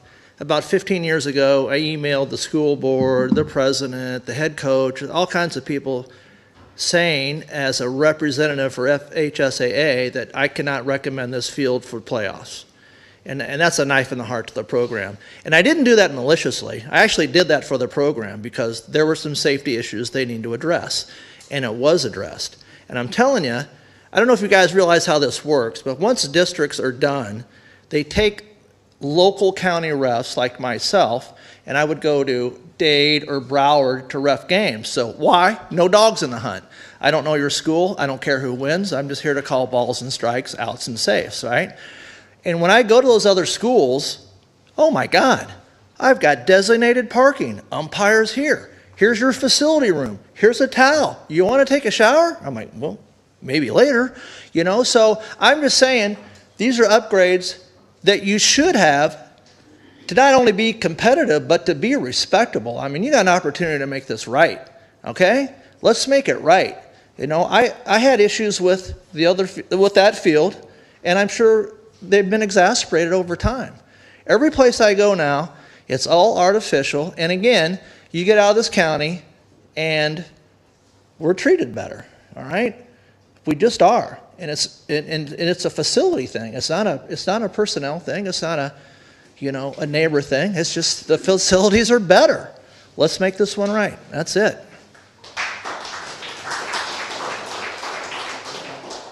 Thank you. Next up, we have Rich Russell. I'm going to take this off. No worries. If I can, I'll ask for 5 minutes. I have the honor and privilege of serving as the board of directors for the Florida Keys History and Discovery Foundation. Let me just run through a couple random things. First of all, I don't think I could begin to add or detract from what Doug said. You won't find a more credible source. You may want to get his autograph before he leaves. He talked about some of the things he did. He is one of 2 Americans in the history of baseball to win both a gold medal and a World Series. That's rarefied air. So I like it when he starts talking about advocacy. Sue, I want to share with you because I think there is a misunderstanding. You were worried about protocol. We are following protocol to the T. The protocol called for the committee that was formed that includes school board representatives and Coral Shores representatives, also village representatives, and it took us that long to get the conceptual design put together. That then went to the school board by protocol, then it comes to the village for full review. There'll be multiple occasions where you have the review, and I think ultimately, if everything works according to calendar, on the 22nd, perhaps of July, a month and a half from now, they'll make a decision. The village will make a decision. Let me share with you too, in the last several days, I've had phone calls prior to leaving for Alaska. I had a number of folks came up apologizing to me. And they were apologizing, saying, I am so sorry that I was in opposition to your program. And I said, honestly, if I had believed half of what I was told, but some of the false narratives, I would have been voting against this too. At one point in time, it was claimed that 82 mahogany trees were going to be knocked down. It was told that there was going to be a palatial office for me. I haven't coached baseball in 25 years. I won't have one, I promise you. We were told that the AstroTurf would allow, the AstroTurf, which is a 1960s term, would be flow into the Florida Bay. I've been called a paid consultant. I'm not. I'm a teacher on special assignment. It was said that there was going to be a restaurant as part of this facility. It's right next to the parking lot in the strip mall, and the gas station, I guess. All those obviously are false narratives, and they've been perpetuated, and they put people on the wrong track. Dr. Weir mentioned earlier that there was a claim that Governor Gavin Newsom signed a legislation that forbade any kind of use of artificial turf in California. That's absolutely false. He signed something that gave residential areas the benefit to vote for or against something in their residence. So these things have been refuted. They've been debunked. By the way, there was a gigantic picture of something that was going to be a complex. We spent, the school board said absolutely not. 2 days later, I'm at the Park and Recreation Board meeting. It's being circulated as the truth. But what is the truth? Well, artificial turf will allow provisions for hundreds of kids. I don't like the idea of this being called a baseball field. It is a multi-use facility because hundreds of kids, including flag football, there's 140 kids in this area playing that. Lacrosse, baseball, soccer, softball, girls and boys programs alike.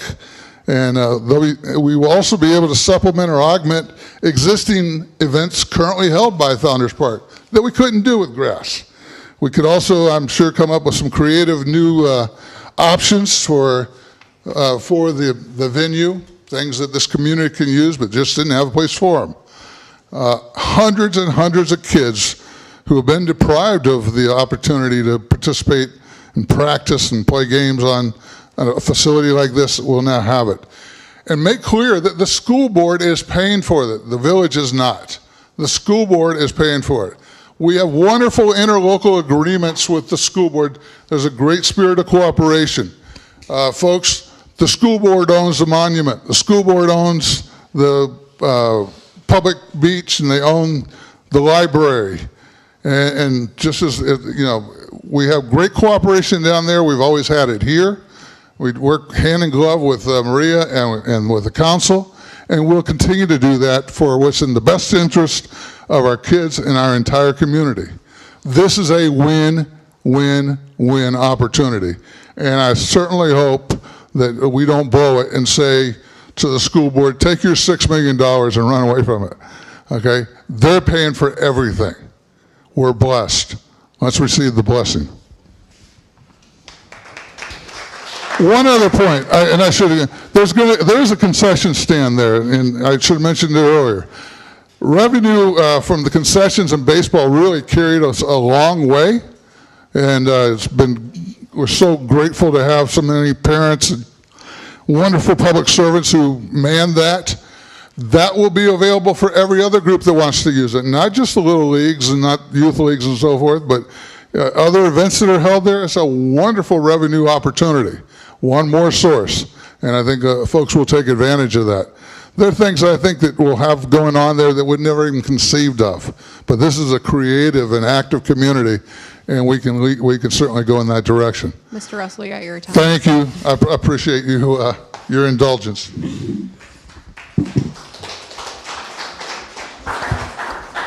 Since Mr. LaFear is still here, who's the Director of Operations for the district, and he was mentioned, I'd like for him to come up and maybe just respond to anything that was said tonight, but also answer your questions. He said he's willing to answer questions. A couple of questions were asked of me. I wanted to wait till the end to talk about. Yes, we do have an interlocal agreement. It was approved by the Village Council last year. It wasn't executed. It was brought to my attention by Captain Ed, and in order to proceed with what we're doing tonight, I did execute it last week. But I want to point out 3 provisions that's now been signed and recorded with the Monroe County Clerk, so it's binding.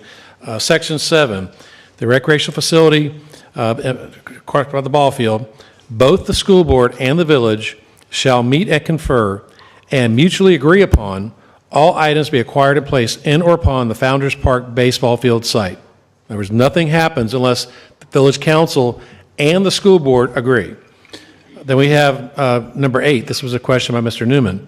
The village and the school board delegate authority to the village manager and the superintendent to negotiate and enter into a recreational use agreement annually, providing for the schedule of use for each such year that may be amended from time to time in writing as needed. That has not been even negotiated yet, so that remains to be done. There's a use agreement. Then number 11, agency license for use of real property, meaning the ball field. The village and school board will need to enter into a separate baseball license agreement for the proposed renovation and operation of the recreational facility. Let me repeat that. The village and the school board will need to enter into a separate baseball license agreement. That has not been done. We haven't had any detailed discussions because we want to get the public input first. Our village council said we are not going to take any more action until the public has a chance to have input, which is what we're doing tonight. We'll continue to have input.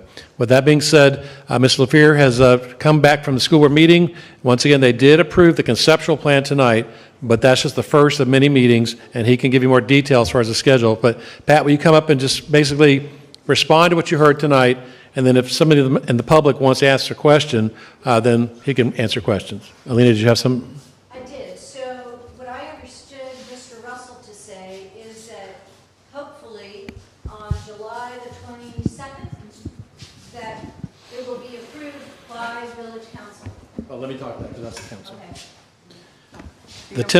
The tentative schedule is that we were going to have this workshop tonight, which we're doing, to get public input. The next step was to take it to the village's Park and Recreation Committee, which, as you know, meets and get their input. And then if there's something to take before the council, it would be on the July 22nd meeting. The council's currently not scheduled to have any regular meetings in August. So we didn't want to delay the process. We're not sure yet what we're going to take in front of the council because I have to meet with them individually and find out what direction to get. They wanted to hear from you first.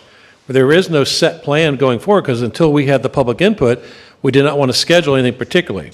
So right now, tentatively speaking, the Parks and Rec will get more public input, and then the village council, at their discretion, may get just more public input or take whatever action is needed. The interlocal agreement's already laid the groundwork, but once again, there's at least 2 more agreements that need to be entered into. So my plan would be to start negotiations with the school district to say, what kind of agreements do you want to have in place? Not that we're going to approve anything necessarily, but get those agreements. I think that's been asked tonight. Get these agreements at least negotiated and see if it's something that we want to have working on. It's just like the plan tonight. It's hard to have public workshop on a plan that isn't in place. Now you have a plan that you can actually talk about. The next step would be to have some agreements that we can talk about. Not that we didn't necessarily enter, because it has to go back to the school board. And I've been told, once again, not a single shovel of ground will be moved for at least a year. And that's one thing I would ask Pat to confirm. We have a lot more meetings between the school board and the village council. And I've been since I've come on board, it's my second month, we've had in our village newsletter almost every week updates. It's now on our website that people have access to. We're trying to be as transparent as we can. Obviously, there's disagreement and there's been some, let's say, miscommunication, but we're trying to fix that going forward, and we're trying to overload you with information. But we're accessible to anybody here, and you want a question answered, Stephanie is our public information officer. I'm available as the village manager. We want you to be on top of things. Our village council really wants your input, and we will take back any agreements that need to be in writing to the public before there's any vote, before I would bring them to the council for a vote. You will have input on any written agreement. So that's about the written agreement. That's That's a about question the from written your Pat. agreement. My question is, so are we still discussing changes to this proposed field? Well, my understanding is that tonight I had to leave the school board meeting to come over here, so I was trying to monitor it. But my understanding is they approved the conceptual plan that you have here tonight. There was no changes by the school board tonight. And Dr. Sue Altansky is still here. She can speak if we say something that's not reality. But my understanding is they approved the plan that you have sitting here tonight. And I guess the next step would be start working on the agreements. But there's been no changes at this point. I didn't hear all the input they got, but I'm saying, I'm not sure what you're saying as far as changing the plan. Well, that's exactly, you missed my point. So the school board proposes this plan, and that's it, all or nothing. No, that's the first So- step. Well, I think you're getting a territory. Let me let Pat explain, because he's the one that has the progress timeline Okay. going forward. So, sure. I have a question of you, Ron, because you're talking about the agreement. So the interlocal agreement just gave the school board and the teams the ability to be able to use the field, correct? It gave us the ability to move forward with these written agreements that are required. Okay, but that was the first agreement was the interlocal agreement, and that's the one you signed Friday. That's in play. It's done. It's great. The kids can use the field. That's not a question. The second agreement is the use agreement, according to the interlocal agreement. I read it. So the use agreement is the calendar, like I was saying. So you will work with the school district and put that in play. That is going to be what it's going to be, right? The bigger one is the baseball license agreement. Does the village council, does the Park and Recreation Department get to see that? Does the village, then it goes to the village council? Then we have public input regarding that? How does that work, and how long does that take? Because July 22nd is a no way. There's not even a possibility of doing that. Because the Parks and Rec meeting is July 10th, and then there's a council meeting on the 22nd, and I don't see how you get a baseball license, which is the major agreement. Let's just say that. That's the contract agreement with all of this stuff that's on that plan, correct? Okay, Yes. so if that's going to take a while. And I've watched the school board meetings with Mr. LaFair, and I know he's worked really hard on this since 2021. He's been talking about this, so I agree, and we thank him for doing what he's doing. But I've heard him say to the school board at a meeting maybe a month ago or 2 months ago that based upon the new makeup of this council, that it's feeling better that it's just going to go ahead and get passed, and they should be able to break ground on doing that field after the 2026 baseball season is over, which is next April, May. That to me is crazy when we're thinking about that, because again, the school board did what they did on their side, and this is our first opportunity to talk and figure out what we're doing. So I do agree, we need more communication. I appreciate what everybody's been doing, but I think we need really clear communication as to, like what Alina just said. Is that it? We don't know. So maybe Mr. LaFair can correct. Well, let me respond, and I'm going to let Pat talk next. Number one, let's be clear, the Village of Islamorada owns the ball field. There's no question about that. The village council, who represents all the people here, must agree to anything. either the current plan, a different plan, the use agreements, all those things will come before the village council in a public meeting with a lot of advance publicity would be my plan. You know, we haven't, until tonight, we didn't have the public input part as much as I wanted. So now going forward, we're going to try to be as public and transparent as we can as far as the next steps. I'm not necessarily saying we're taking for approval on the 22nd, but that's the next meeting. And we wanted to get the ball moving down the field here, so basically, we now have that. We have the public input tonight. The school district is going to continue to take their input, and hopefully, if there's changes to the conceptual plan, that was the purpose of tonight's meeting. We heard some things. You asked about elevations, and Jamie did. I haven't seen any elevations, because I said I can't give you some I haven't seen, but obviously, Pat knows now. We probably should get some elevations out there because there was some concern about the height of the buildings, for example. These are things we're going to be working out, but we had to start somewhere. And so I think tonight is really the start, not the end or even the beginning of the end. It's the beginning of the beginning. And with that, I'll leave it to the person who's been there from the beginning. Good evening. Again, Pat LaFear, Executive Director of Operations and Planning for Monroe County School District. I've been in this building a few times talking to many of you, and I always start by saying this is very much a joint use facility that we are in partnership with the Village of Islamorada on. We are very, very blessed to have the partnership that we've had for more than 20 years to allow our student athletes to play baseball on the Founders Park field, and we're very much appreciative to the village and the support we receive from them, and we don't think that there's any reason that we can't continue that support. That said, there were many references to what was said and what might have been promised back in May and March of last year. Let me be clear on what was discussed back then. Back then, we came to you with a scope of work. We did not have a conceptual plan, and we were criticized for not having that conceptual plan because of the resistance and the support that was not necessarily there at that time. That the project kind of died at that point because for a lot of reasons. So we're essentially just now picking back up where we left off back in March and May of last year. This time, however, we do have a conceptual plan to share that we were criticized for not having last time. So again, first step, conceptual design is the first of 4 steps that I've talked about with this group before. Schematic design would be next, assuming we can get the support from the village council to move beyond the conceptual design phase. Lots of discussions about the use agreement, and particularly the license agreement, but we can't put any detail into those agreements until we make some of these kind of big picture decisions in the design phase, specifically the decision between natural grass and artificial turf. Much of what is included in the use agreement, and specifically the license agreement, will decide who maintains the field and how. And not knowing now whether that's a natural grass field or a artificial turf field makes it impossible for us to even complete an agreement. So we believe once we get far enough along with the village support into the design process, probably a little bit past the schematic design phase, once some of those big picture decisions are made, we will absolutely go all in on starting to further develop the license agreement and the use agreement. But it's quite frankly premature at this point.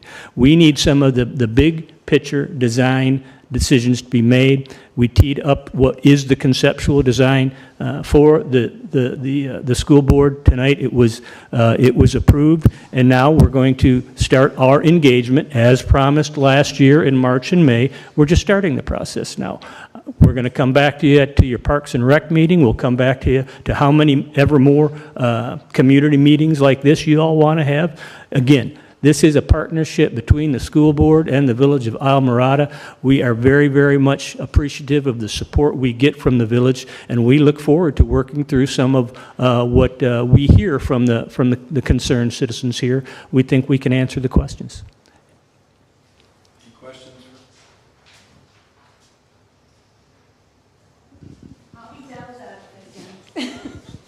What happens if because I heard you say this at one of the school board meetings too, because this question was asked of you by one of the school board members. What happens if the Village of Islamorada decides that we're going to tear our field apart, put it back to world-class status the way it was 20 years ago, allow the kids to play on it, do what we want to do? What happens to the $5 million in the school budget that would be there, that would not be used here? Or if you supported us by paying to put the field and help us put the field down there, what happens to the remainder of that money? Does it go back to Coral Shores High School, to their athletic program over there? That would be a school board decision that would be part of their capital project planning. But I can tell you that currently in the 5-year capital project plan, there is $10 million worth of work estimate to do at the Coral Shores campus itself. So there certainly is a need for capital funding on the Coral Shores High School campus, but I can't tell you specifically if the money that was reserved or the money that is identified for this project would be associated with that project. I thought I heard you say at one of the last school board meetings, I watched the video, and you said that money would then go back to Coral Shores. It could go back. Okay. That there is a need on the Coral Shores campus for capital improvements.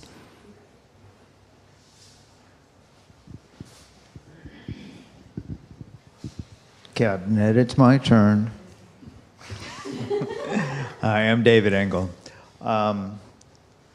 Do we not have an option of having another piece of property that the school board could buy? Are we the only school in all of Monroe County that doesn't own their own baseball field? If we owned the piece of property and the school owned it, they could do whatever they want. They don't need our input. They get to do what they want, and that's, unfortunately, we've been comparing to all the other ball fields in Monroe County. Well, they're all owned by the school board. We don't have an input. This is our biggest problem with this isn't a school board baseball field. They want to make it into a school board baseball field. No, we want to make it into a joint use facility. Right.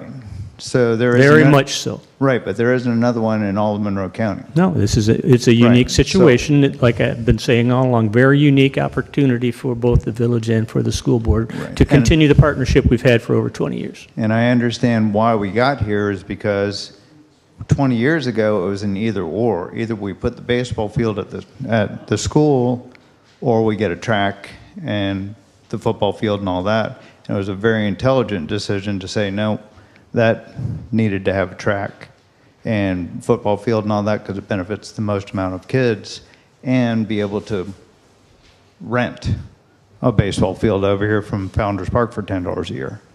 And that's basically what's happened.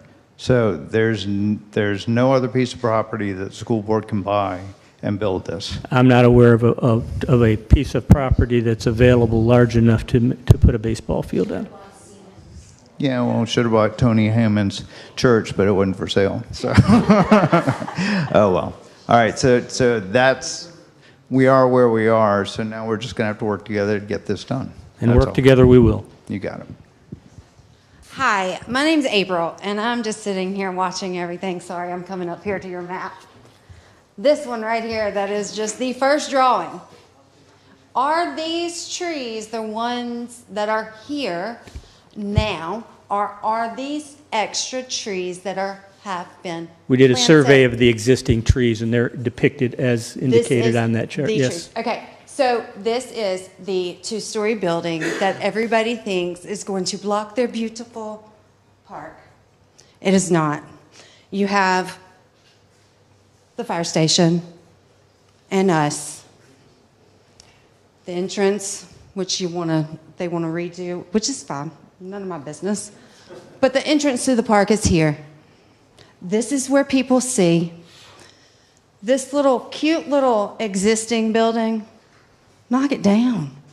It has 8-foot rats in it.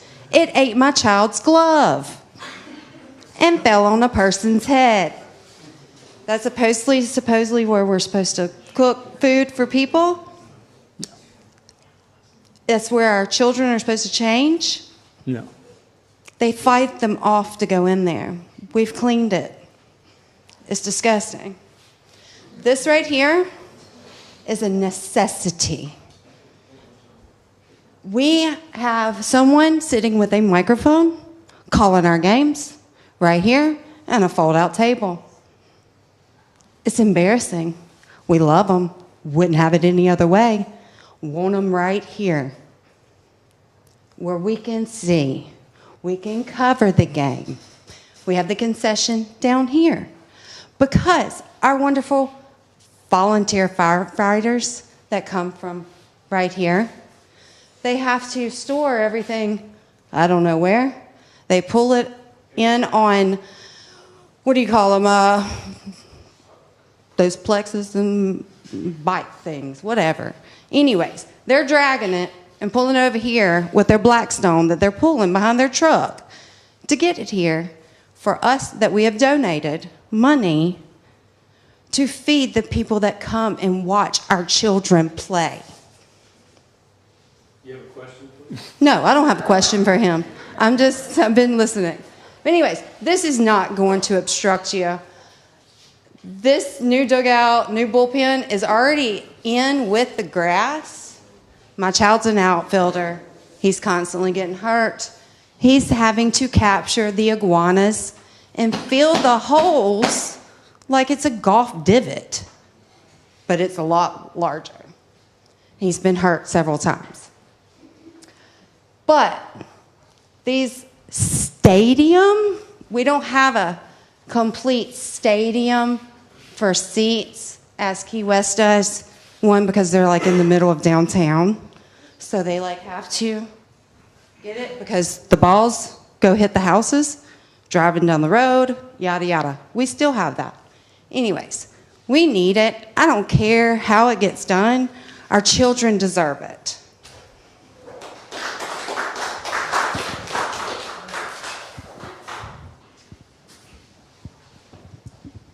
Mr. LaFear, can you explain the change to the foul ball territory and the backstop and why those things were done? Get the movable mic so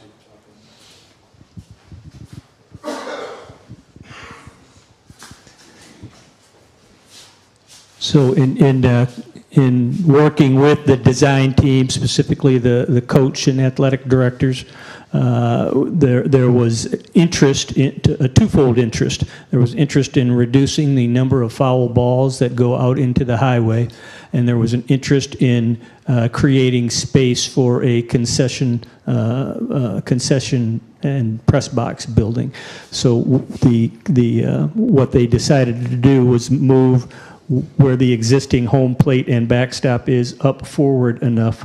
The old lines you can see here, so it was moved forward, and so it did create space for us to design a concession and press box building, but it also moves the home plate further away from the highway, so you're going to get significantly less foul balls going into the highway.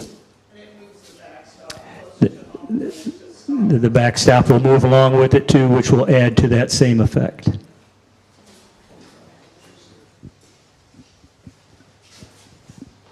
Hi guys, Joe Szymanski again, the head coach of the baseball team this year. I don't have a question for you. Thank you very much for everything you're doing. Mine, I'm going to go back to what, the picture here, the 800 square foot concession and press box. All right, it's not very big. I just listened to the meeting earlier tonight. We were talking about putting a 35,000 square foot, 2-story building right here. All right, you're talking about complaining about a size of a building. It's 800 square feet. This thing is going to be 35,000 square feet right here. So that's not a good argument in my defense. Sorry, it's just not. I think we're bickering about little things that don't need to be bickered about. Nothing that is going to happen on this is going to affect this park. It's going to make it better, if anything.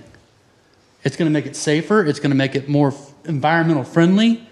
The blueprint, the footprint is exactly the same, not touching a tree. There's nothing being harmed. except for the kids are going to have a safer place to play ball. Every other building on here is already there. It's just getting enhanced. The only thing added is that 800 square foot press box concession stand. And what did you say? Isn't there another 2,200 square foot building or something that's up in the back? Right here, it's added onto the dugout. The dugout building's already there. They're just adding on to it a little bit. The dugouts, both dugouts are there. The bullpen's just grass and dirt. There's not a lot of that. The only new building area is that building right there. Where are the 7 bathrooms?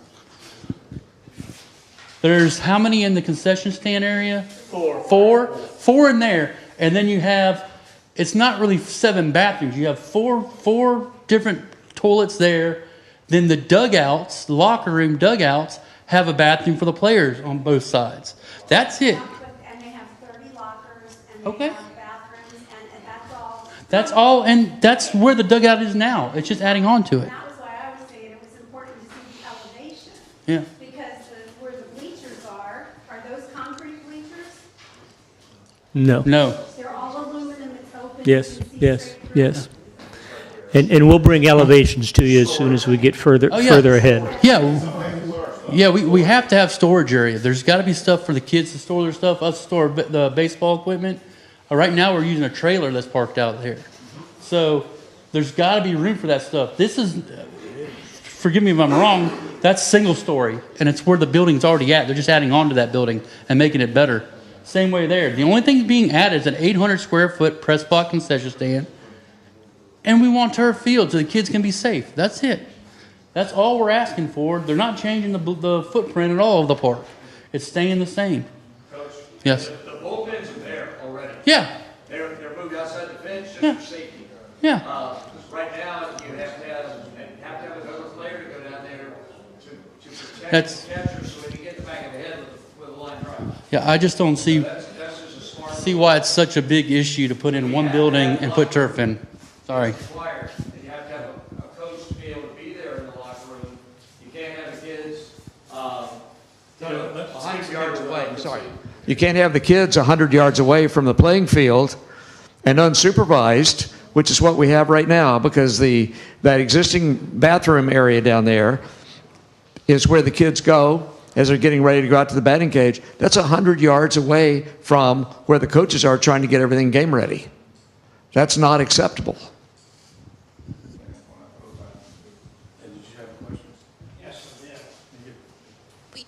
One second. 2 questions. Wait for the back. Actually, and a serious question. Since the January through May ball season maintenance responsibility is primarily the school boards, right? During the season. Starts more like December. Well, but, of course, it's got to start a because little earlier. we start getting it Sure, prepared for sure. season about a month before. So my question, so that's your job? That's my team's job, yes. Yeah. Is the alleged poor state of the field is partially a result of whatever the maintenance program accomplished or didn't accomplish. Is the alleged poor state of the field because you didn't spend enough money, or you weren't given enough money, or was the best you could do no matter how much money you spent? Seriously. I think it's a combination of a lot of things, Captain Ed. The conditions of fields down here, maintaining natural grass surfaces down here in the Florida Keys is a challenge. This is not the only field that we struggle to maintain. We struggle to maintain all of our natural grass fields, and all of them, to maintain them to a level of care that meets the requirements of the programs requesting those fields. That standard has been increasing through the years, but the conditions of the soil and the ground and the environment that we live in hasn't changed, and it's just gotten increasingly more complex to maintain a natural grass surface to the standard we need to for our athletes. And it's in this particular field, it's a joint use between us and the village staff. Yeah, yeah. The second question was about the design committee. I'm pretty sure you know exactly what you wanted for the last 2.5 years. We had a scope of work that we've had for quite a while. Okay. We did not have a conceptual design until just now. My question is, we've requested the minutes of those meetings. We've only got the last two, the 29th of May, and do the previous meetings of that minute, which is all public officials, so it should be a sunshine I can look thing. into that, Ed. Because we requested, and we've only gotten the last two meetings. Okay. The citizens, I think, should know what's been discussed. I can look into it. I'd appreciate it if you do that. Yeah. Thank you. Hey, Ron, can I interject a couple of things just for general knowledge? Well, let's first off, any more questions for Pat?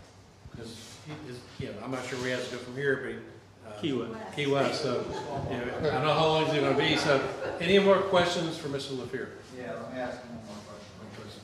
And the mayor wants me to. Tonight I was listening to. Let's hit the mic so people at home can hear you. Are there any? Here we go. I got one of my own here. Tonight I was listening to the school board meeting with Ron on his phone, and I heard I believe it was you, Susan, if I have your name correct. I'm sorry if I don't. That you said you hadn't asked the village to kick in some money yet towards the overage. That was not me. Okay, someone did say that tonight, though, because Ron and I both heard it, that it was stated that you guys were going to ask the village to kick in some money. One individual who said that, there was no discussion about it. Well, I don't know, but my question. The current chairwoman, she said it, and I have the transcripts. So someone did say it. I'm not, She okay. said one board member absent, facts, I have them.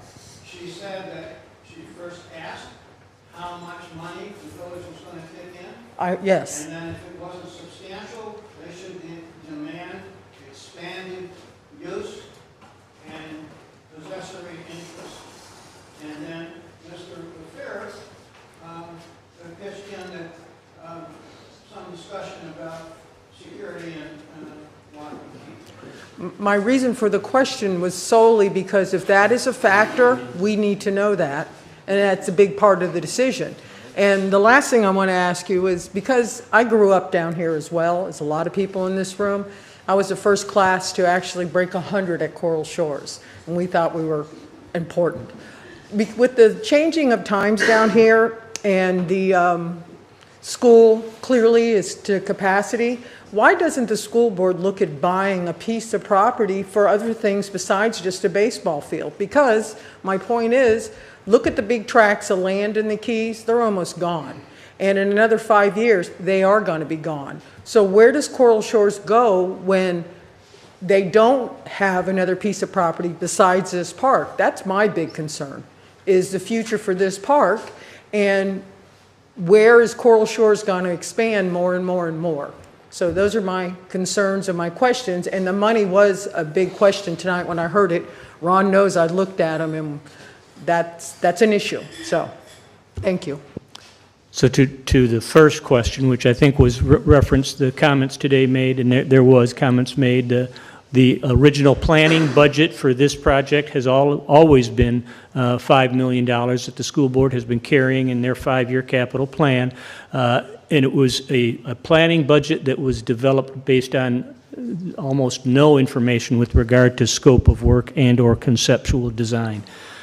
Once we got this initial conceptual design underway, we then asked the architects and the contractors to start putting some detail numbers to what the design was, and this is really the first true estimate that had anything to do with the scope of work or conceptual design. So $6.2 million is where the design is at, and there was a comment by a board member, a question by a board member on whether or not the village,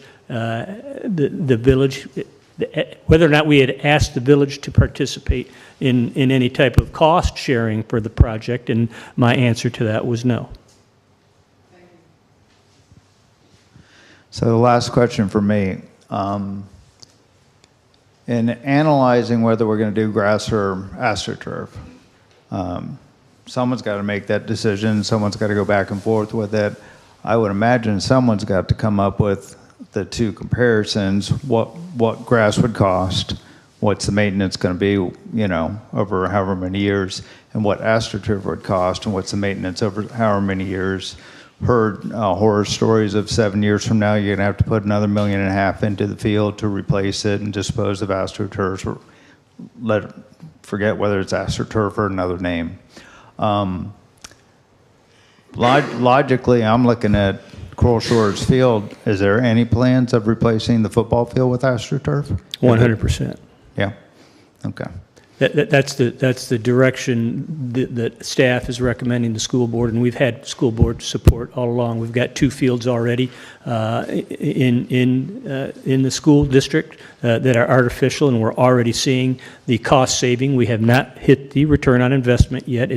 That initial investment in artificial is more than a natural grass surface, but we're already seeing the difference in the maintenance cost with regard to the cost of watering the fields to the extreme we have to keep them playable, and with regard to the pesticides, fertilizers, and all the costs that are associated with that, you don't incur those costs with an artificial surface. There's still maintenance with an artificial surface, so it's not maintenance free per se, but it's certainly significantly less in the long term to operate. Thank you.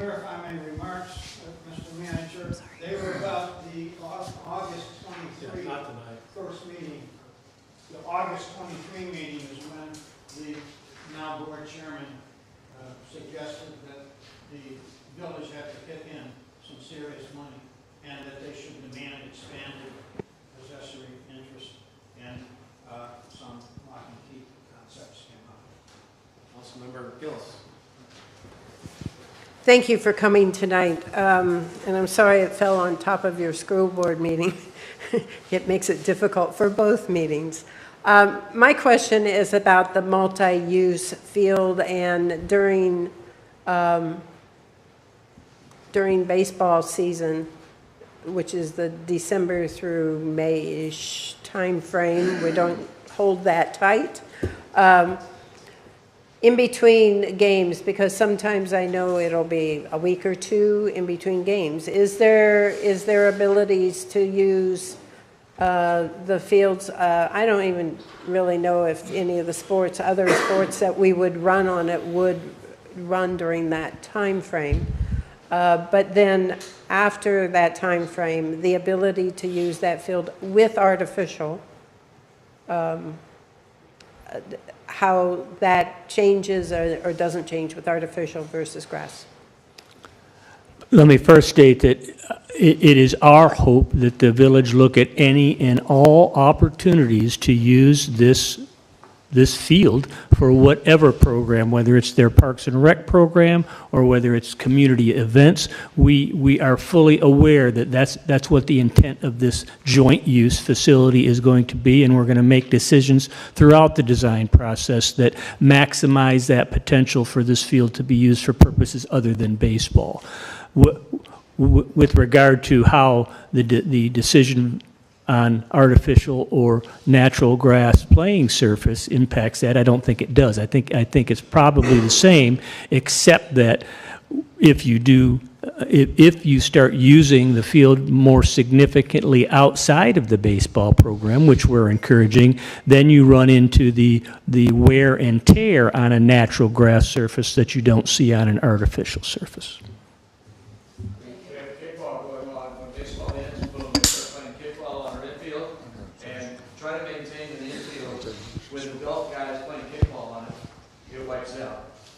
So that's why we have to have the artificial. You put the artificial surface down, you can play anything on it without doing the damage to it.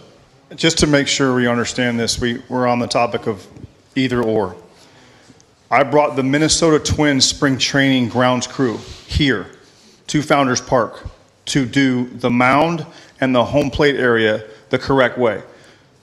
When my son was here in 2022 and 23, that was Yankee Stadium.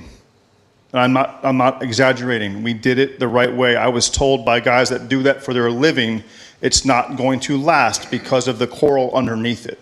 So that we had professionals come down here. I took them fishing, which helped. But my point was I brought them here to do it the right way so our kids could have a flat batter's box, a mound that they maintained it. It gave them responsibility, etc. But to stay on it and to expect it to be there year round, it was, and I did this out of my own pocket. I didn't ask for a dime from the school board because I wanted it done right. And I know that if professionals can't maintain it, it makes it really hard. And I want to make sure I don't want to take a jab at anyone that's worked on the field. That was not my intention. The point is, if professionals can't do it, how we expect someone who doesn't do it for a living to maintain it? That's all. Thanks, Coach. It's always hard to follow him, but just for clarity's sake, the final vote today was 4-0, and there was no vote of dissent. Is that correct? Final vote was 5-0 in favor of the conceptual plan as presented to include the artificial surface. Okay, with no voice of dissent. I'm sorry, it was 4-0. That's what I thought. Thank you, Dr. Woltansky. I stand corrected. A couple things I want to mention. This is once again is the debate over artificial versus grass, folks. These are not new issues. Communities, municipalities around the country have been dealing with these things for decades. Here's some statistics you need to be aware of. In the past 20 years, artificial turf sports fields have increased over 400% in this country. In the past 10 years alone, they've gone up 160%. In other words, 2.5 times from 2015 to 2025.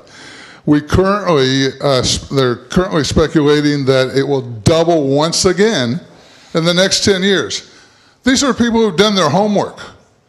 There's a lot bigger municipalities than us, and they have similar needs. They're trying to satisfy a lot of issues, like helping with multiple programs like us. Conversely, we currently spread between 1 million and 1.5 million gallons of water on grass today, this year, and that's used for baseball. That water goes over what? Fertilizer, pesticides, herbicides, insecticides. And guess where that water goes? Think about the flow of that and how close it is in proximity to our Florida Bay. In contrast, the overall use of water for artificial is dramatically reduced since irrigation isn't needed. The only time we'll need water is occasionally rinsed, typically sanitation, or to cool the surface. This is important, though.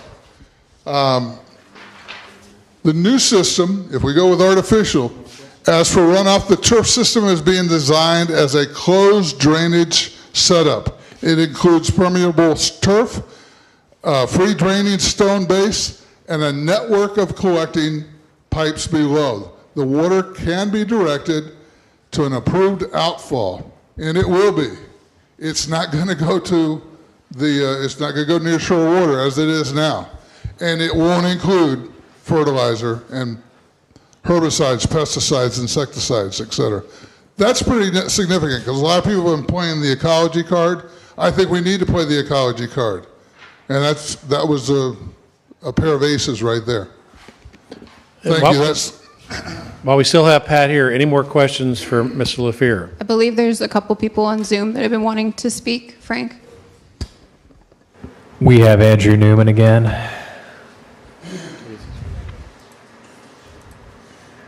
Okay, Mr. Newman, you can go ahead and unmute. Sorry, it took me a little while to get my cursor there. Again, Andy Newman, Lower Metacumby.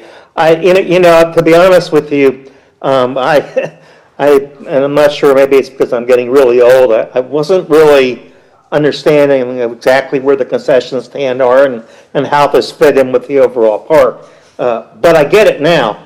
And so, Pat, I really think enhancing the drawings on this and showing how it juxtapositions with Curry Village Hall will help you in terms of explaining to the public exactly the way that this is going to look. I'm going to reverse. Yes, I am concerned about the ambience of the park, but now that I understand how this fits in, I'm much more comfortable with it.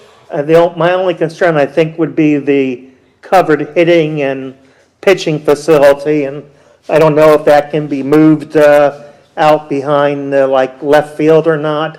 But I'm comfortable with what I'm seeing here based on understanding. And again, I would just encourage a little more detailed in terms of the drawings and the renderings, things like that. I don't know who's controlling the presentation, but there's a second page if we can go to the second page. I don't know who's displaying this. You did.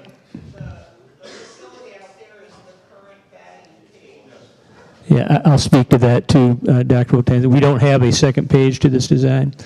So in this particular building, it's essentially primarily a locker room, but it also includes an athletic trainer's facility because we don't currently have that capability here, and it contains a changing room, locker room for both the umpires and the coaches. So that's the detail in that, and we will make that available to the public immediately. It's actually already linked to the school board agenda if you take a look at the design on the school board agenda that's posted. And I have one more thing, Pat, with regards to the turf issue. I think a lot of us, including me, remember when the Dolphins in the Orange Bowl installed polyturf. I believe it was in the mid to late 70s, and then got tired of the injuries. But in listening to Father Tony and some other people today, I'm convinced there have been advances made in terms of artificial turf, and so I'm more comfortable with that, and I can see the savings in terms of maintenance, especially water, which is very, very precious to us here in the Keys. So thank you, sir, for all the work you've done on this, and I'll stand down. Yeah, Andy, just even in the last 12, 13 years that I've been monitoring the artificial surface industry, I was at the Naval Air Station when they installed it down on Sigsbee Park in Key West, and that field is still doing fantastic, but even now the quality and the environmental friendliness of what is being manufactured today beats everything that was done even just 12 or 13 years ago. The industry is really coming a long way.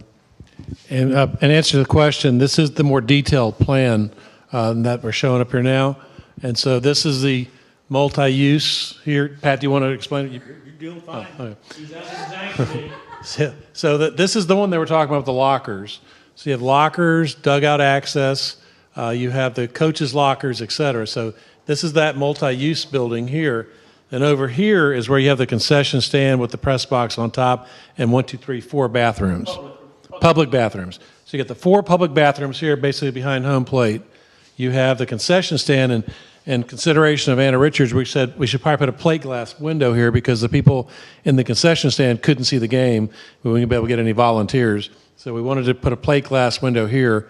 And then once again here, these were, according to Tony Hammond, some requirements by the high school associations. You might want to confirm that's why they were putting them here. So this is the more detailed plan, which unfortunately we didn't have it on the table here, but we'll leave this up if you want to come look at it when we're concluding here. Sue, did you have a question, or are you just gasping? It's required to have. That's a question for Tony. It's required to have. We're required to have an umpire's changing area, and that's what one of the rooms in that is. Yes.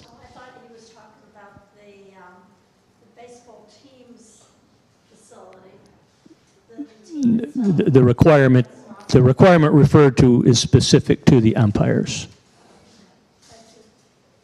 Go ahead. Matt, I think that's for high school activities, but the National Federation of High School Baseball, they make that a strong suggestion. Obviously, a good number of the fields we play on in Dade County, they don't have that, but that is one of the things that they emphasize asking us to have, and certainly in football, where you have a halftime they have to have a facility, and they have to be able to get away from the fans, and also need a time to just chill their jets. I mean, I can tell you as coaches, you know where we change right now?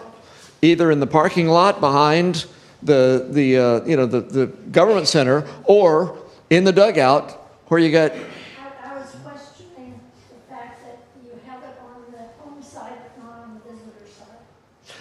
Because they normally come dressed, ready to go.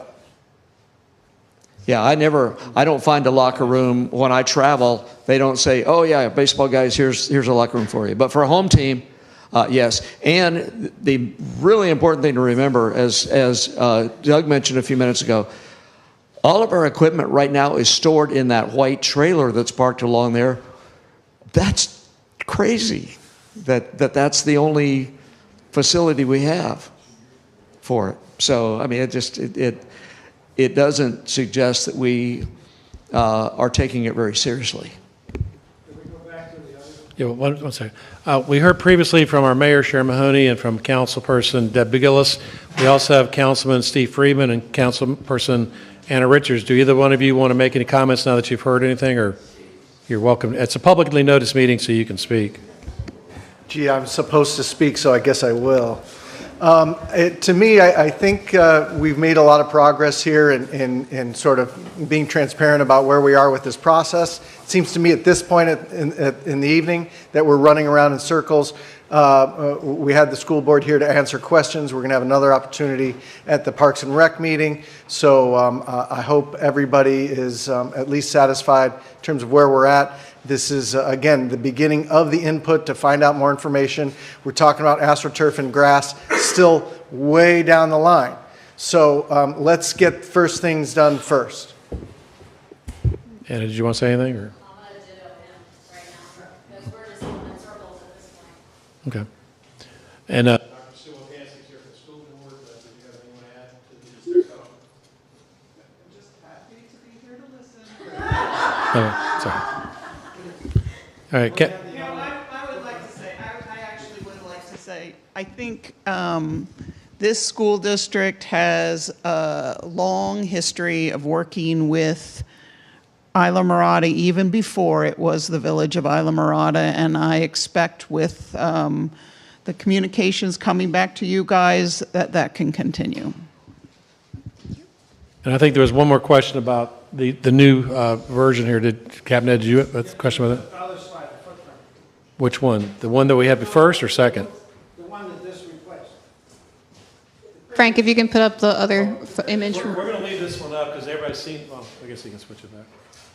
What's your question? Well, the one, it showed the whole footprint of the field. Yeah, this one, yeah.